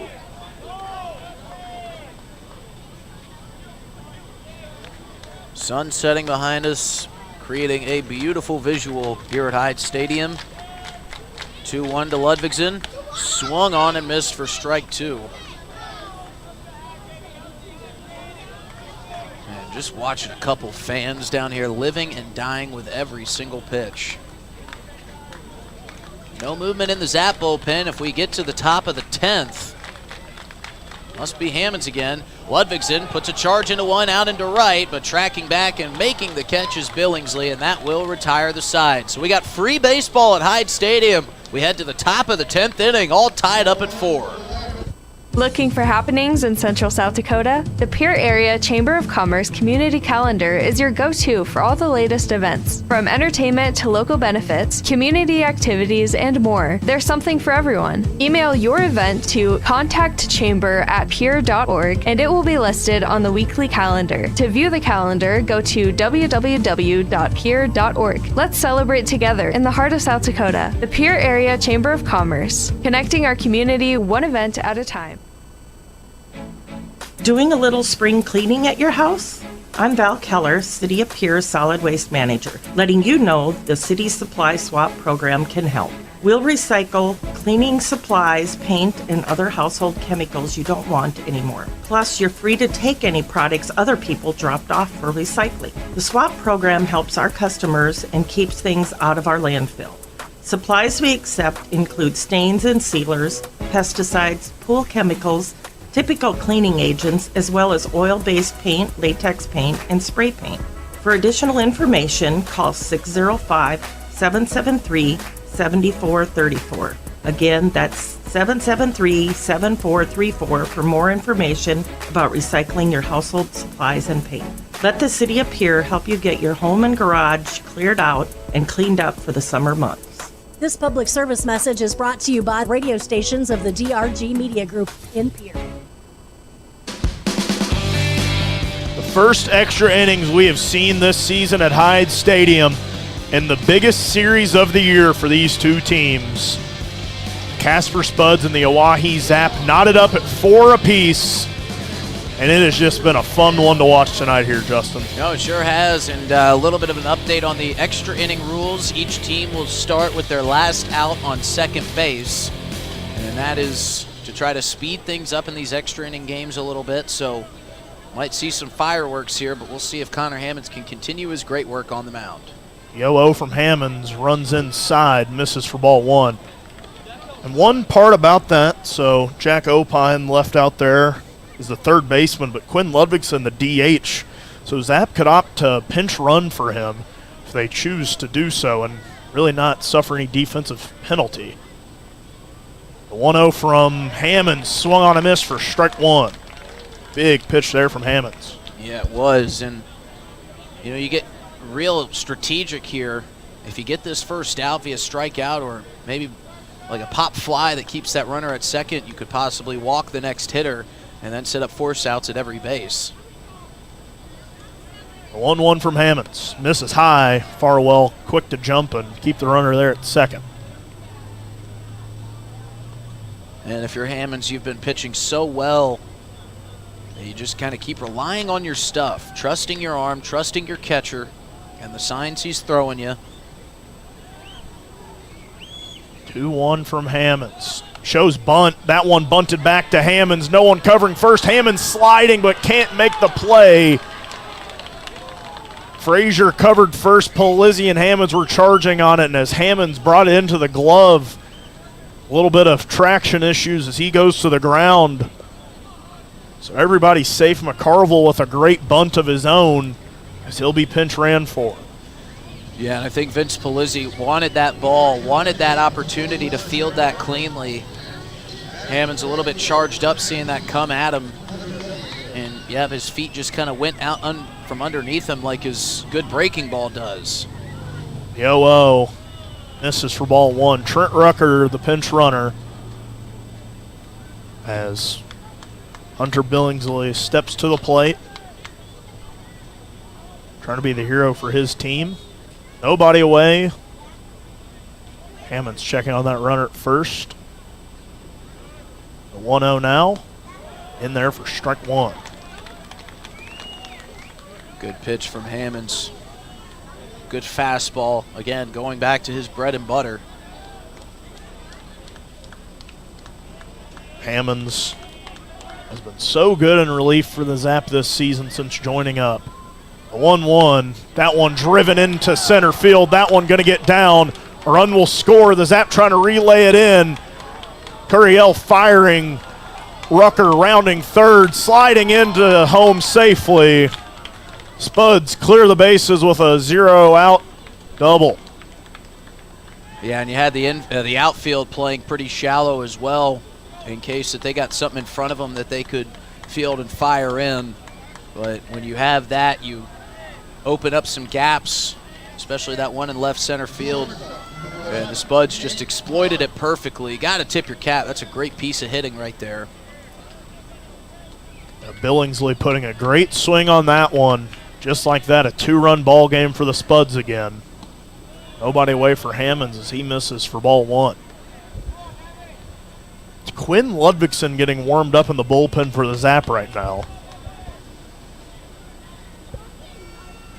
Hammonds trying to calm himself down here. Checking on that runner at second. Fires the 1-0. Chopped foul for strike one. And I wonder how that would all work out with Ludvigsen supposed to be the next runner in the bottom of the 10th inning.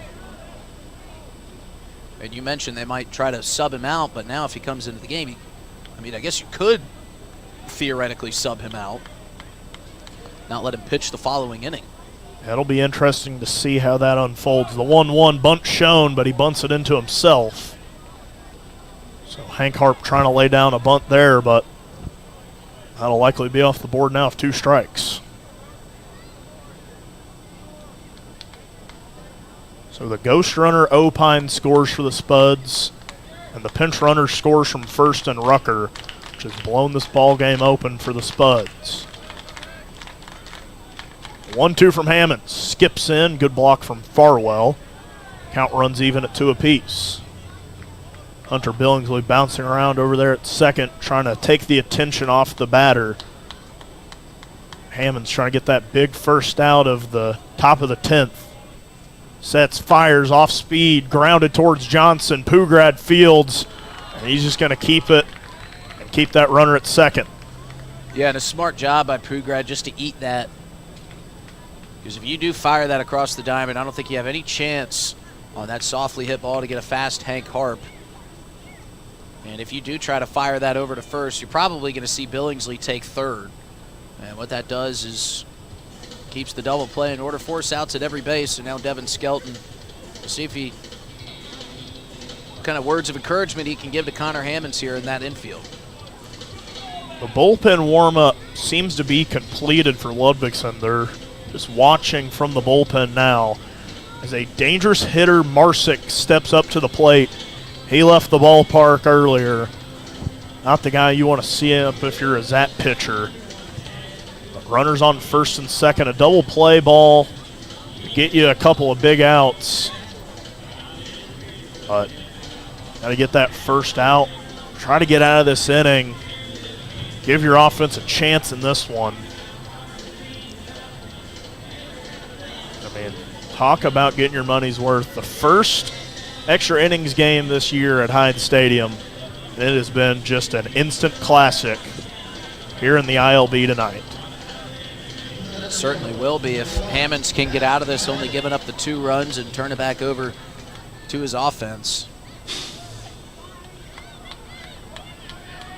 Hammonds sets. The 0-0, Marsick showing bunt, lays one down, Johnson fielding, firing across to first, in time to the covering Frazier. Great play by Aiden Johnson, keeping his wits about him, knowing he's got a fast runner, but not speeding himself up too quickly. Just kind of relying on his routine to make that out. But you're not out of the woods yet. Another good hitter in Cody Clausius coming up, and the infield coming in. See how aggressive the Zap look to pitch to him, as there's no double play set up now. So the runners will both advance on the bunt, but the Zap will get an out as Clausius skies that one into right field. Golden charging in, gonna have to fire to the plate.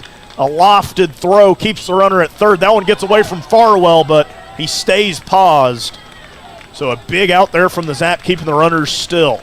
That was, and in this situation, you look for a fly ball if you're the offense with runners on second and third, and either no outs or, like this case, 1 out. But it was hit so shallow, and Golden with a good arm out and right wasn't deep enough to score that runner. So a massive second out. Now Hammonds, maybe he can breathe a little bit easier, and his defense able to fall back to their normal playing positions.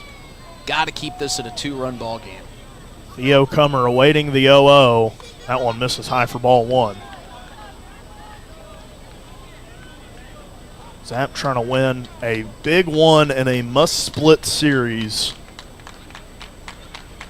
The 1-0 swung sky high. Palizzi calling everybody off, settling under it, and making the grab for the 3rd out of the inning. So the Spuds score 2. We'll see if the Zap can respond in the bottom of the 10th here on River 92.7. Looking for happenings in Central South Dakota? The Pierre Area Chamber of Commerce Community Calendar is your go-to for all the latest events. From entertainment to local benefits, community activities, and more, there's something for everyone. Email your event to contactchamber@pierre.org and it will be listed on the weekly calendar. To view the calendar, go to www.pierre.org. Let's celebrate together in the heart of South Dakota. The Pierre Area Chamber of Commerce, connecting our community one event at a time. Doing a little spring cleaning at your house? I'm Val Keller, City of Pierre Solid Waste Manager, letting you know the City Supply Swap program can help. We'll recycle cleaning supplies, paint, and other household chemicals you don't want anymore. Plus, you're free to take any products other people dropped off for recycling. The swap program helps our customers and keeps things out of our landfill. Supplies we accept include stains and sealers, pesticides, pool chemicals, typical cleaning agents, as well as oil-based paint, latex paint, and spray paint. For additional information, call 605-773-7434. Again, that's 773-7434 for more information about recycling your household supplies and paint. Let the City of Pierre help you get your home and garage cleared out and cleaned up for the summer months. This public service message is brought to you by the radio stations of the DRG Media Group in Pierre. Bottom of the 10th, Quinn Ludvigsen will be out on second. It'll be Pugrad due up. And a massive spot here for the Oahe Zap.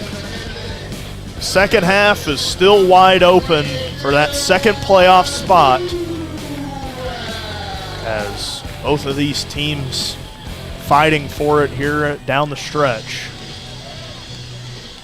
And a really good spot of the lineup to bring up if you're the Zap. Pugrad, who's been hitting the laces off the baseball.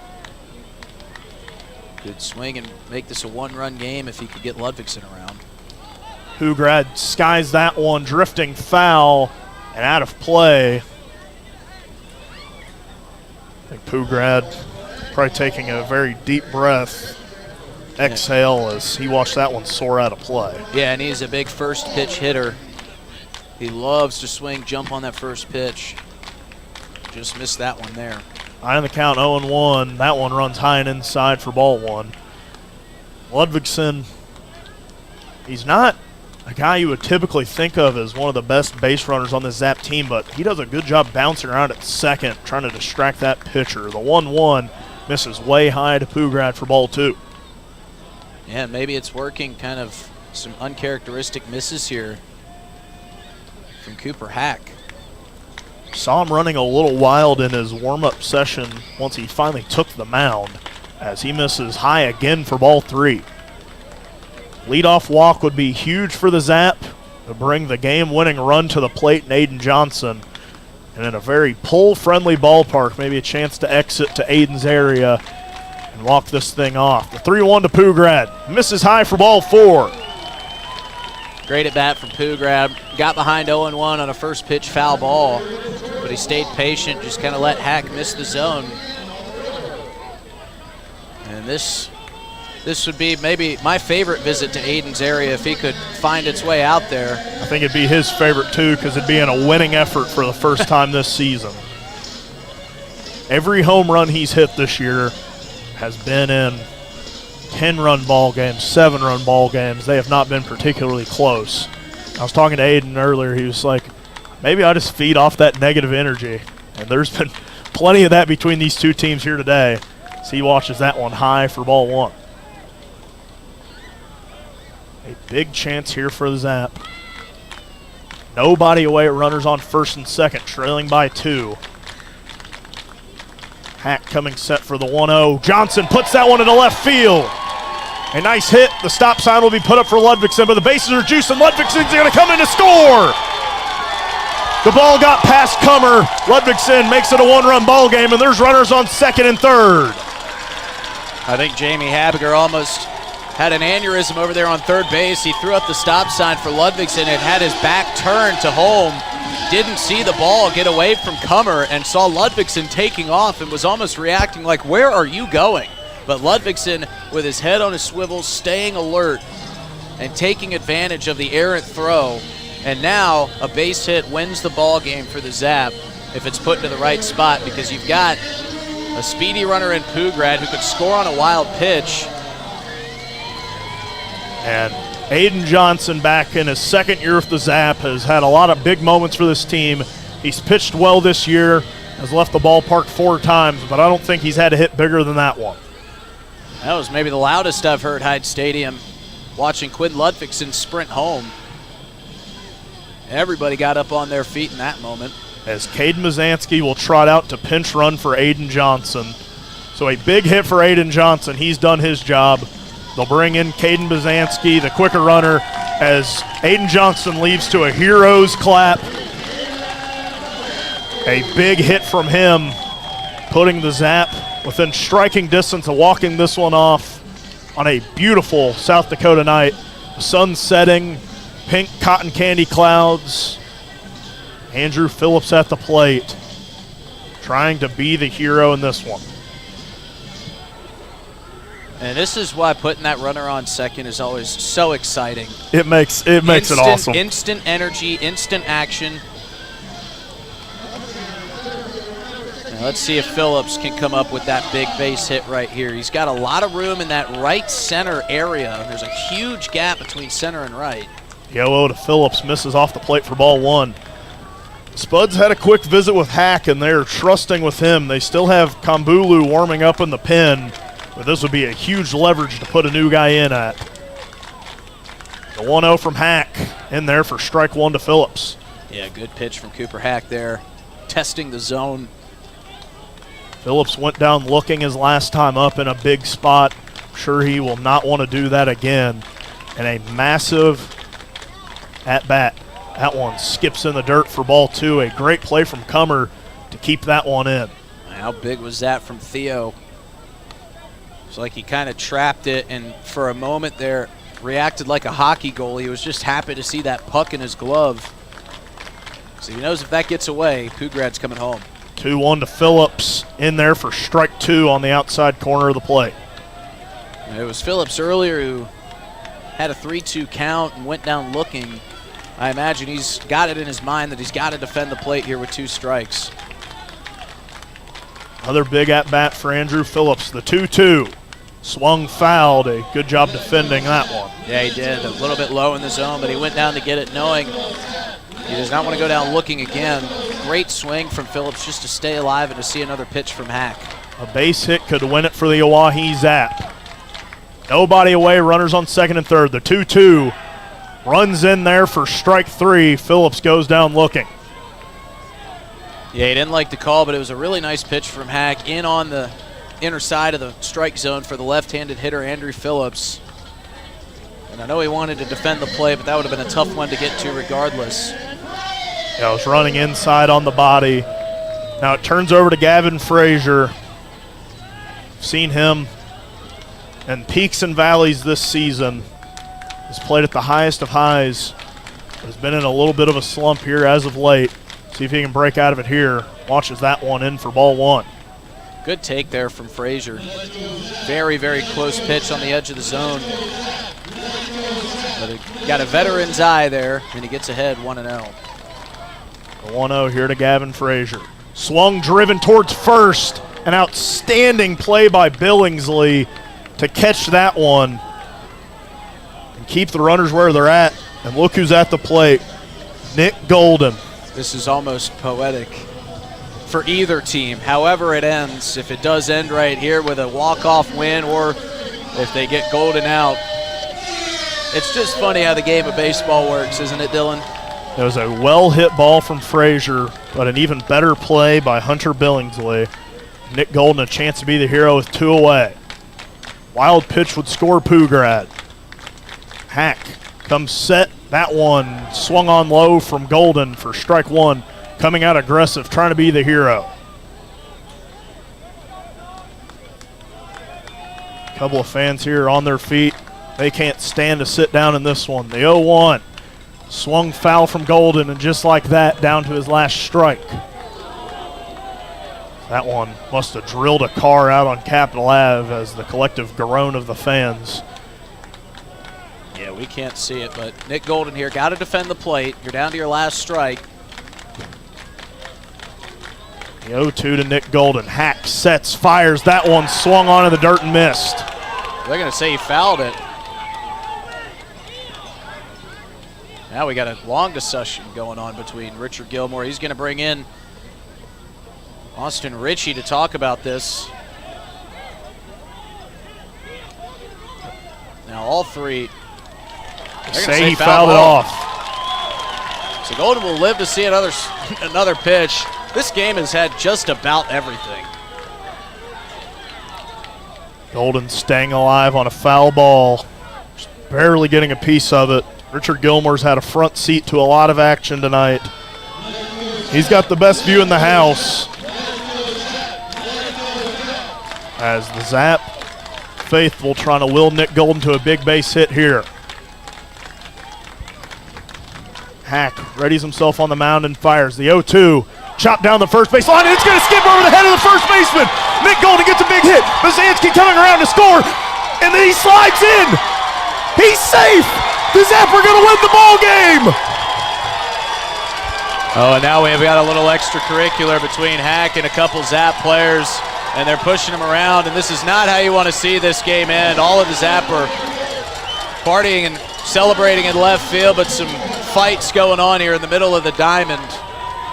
But how poetic is that for Nick Golden, who we thought the game was over, ended up coming back, and now the entire Zap team in center field seeing what's taking place on the first base line.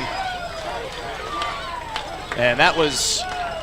Coaching staff telling him to go to the dugout. But what a finish here for the Zap. Nick Golden swung on an 0-2 pitch. They thought that was strike three. Cooper Hack was incensed, as was Theo Kummer.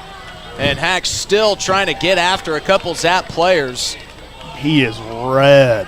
He is fiery. There was a couple pushing and shoving matches going on. We don't know who started it. But back to the base hit by Nick Golden. Staying alive on an 0-2 count. They thought that he had struck him out. Richard Gilmore got together with the umpiring crew. They realized it was a foul ball. And then Nick Golden, down to his last strike, his last swing, chops it over the first baseman's head. And how about the speed of Caden Bazansky coming home? You got to give a lot of credit to Cannon Billingsley out in right field for delivering a beautiful strike to home. But the speed of Bazansky was too much. He came in, slid on the outside corner, touched home plate with the right foot, and the celebration was on. And now Wyatt Gladue out there in the middle of it being peacemaker, and Hack is still trying to run and fight the entire Zap organization. I mean, he is red hot. He's probably not too happy that he got walked off on, and I can understand that, but if you're Cooper Hack... Someone just sent a ball into the river. Just launched one. Wow, what a finish. What a finish for the Zap.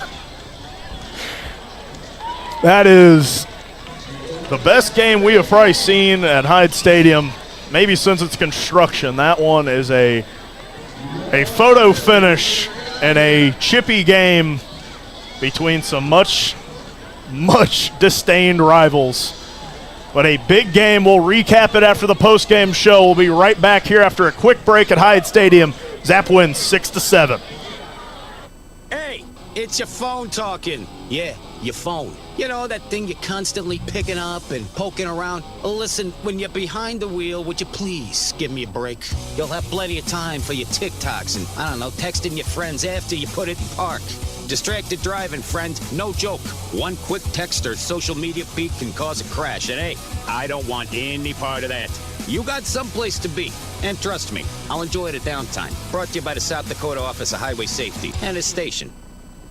Dunes Golf is celebrating their 30th anniversary this summer. They look forward to seeing old friends and new acquaintances on the driving range and on the course throughout the summer. Play 9 or 18 holes, pay by the round, save with a punch card, or become a member for unlimited play. Dunes Golf is a great location for group outings or a summer play day. Call 605-223-2525 or see golfdunes.com. Just 1 mile north of Fort Pierre on Highway 1806. Dunes Golf.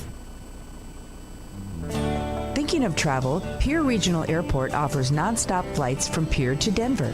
From there, you can fly anywhere. Book to your destination and check bags through on United, Delta, or American Airlines. 1-hour flights on 50-passenger jets to Denver, then connecting to your destination. Save travel time and money, avoid the crowds, and free parking when you fly from Pierre Regional Airport. Skip the drive. Fly from Pierre Regional Airport.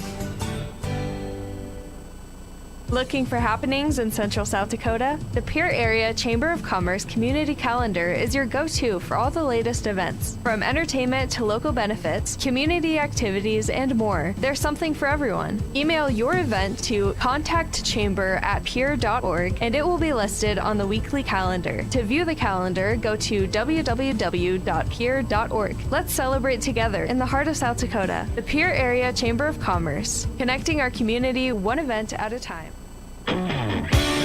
The Gatorade cooler found a new home out in center field, because that's how far they had to run to get Nick Golden after his walk-off hit here at Hyde Stadium. An instant classic in which the Zap won 6-7. And if you're joining us for the post-game show and you missed the rest of it, you missed one heck of a ball game. That was the best game we've had all season. It had a little bit of everything. It had a tight finish, an incredible play at the plate to end the game, a little bit of extracurricular, and that can be expected between two very tight and heated rivals. But the Zap needing and just having to have a win here today in Game 2 of this series. Felt like it was lost on them even from the start. The 2 home runs in the first inning made it 3-0.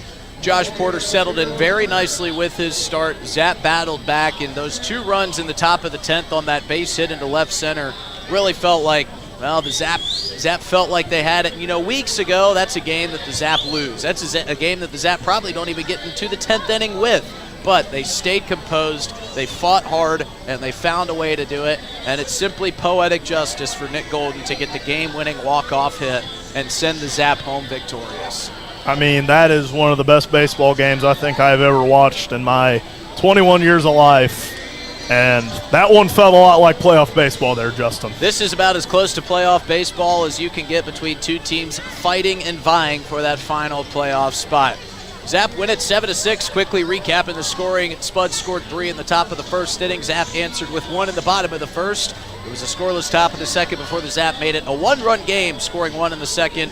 Spuds scored 1 in the third, and then it was scoreless all the way until the bottom of the 8th inning, when the Zap scored 2 to tie it up at 4 apiece. We headed to the top of the 10th inning when the Spuds would score 2, take a 6-4 lead, and then a couple of wild throws brought home Quinn Ludvigsen to score the 5th run of the ball game for the Zap, and then Nick Golden with runners on second and third got the base hit that bounced over the first baseman's head into right field. Caden Bazansky came chugging around third. It was a bang-bang play at home, but Bazansky slid in safely, and the Zap stormed the field, and I'm sure there will be some conversations about what happened after that final run was scored between a couple of the Zap players and essentially the entire Spuds dugout. But you know what? Both teams were just trying to protect their guys. Nothing really. You know what? This is meaningful baseball. Guys are going to be heated. Guys are going to be fired up. And you know what? It's college kids. They're at a young age. Who cares about what happened at the end of that game? Who cares who started it? Who cares who finished it? It was just guys kind of competing. I don't blame the Spuds for being upset. I don't blame the Zap for being upset. You know, it's a tough way to lose a ball game if you're the Casper Spuds. Both teams in the heat of a playoff race. And my, oh my, this is going to be a fun one. Didn't need all these energy drinks, it turns out, after all. Yeah, and there's a lot of the games, Sokas, in the ILB, you feed both teams after the postgame. And there's been a lot of them where both teams go to the Long Branch for the postgame meal.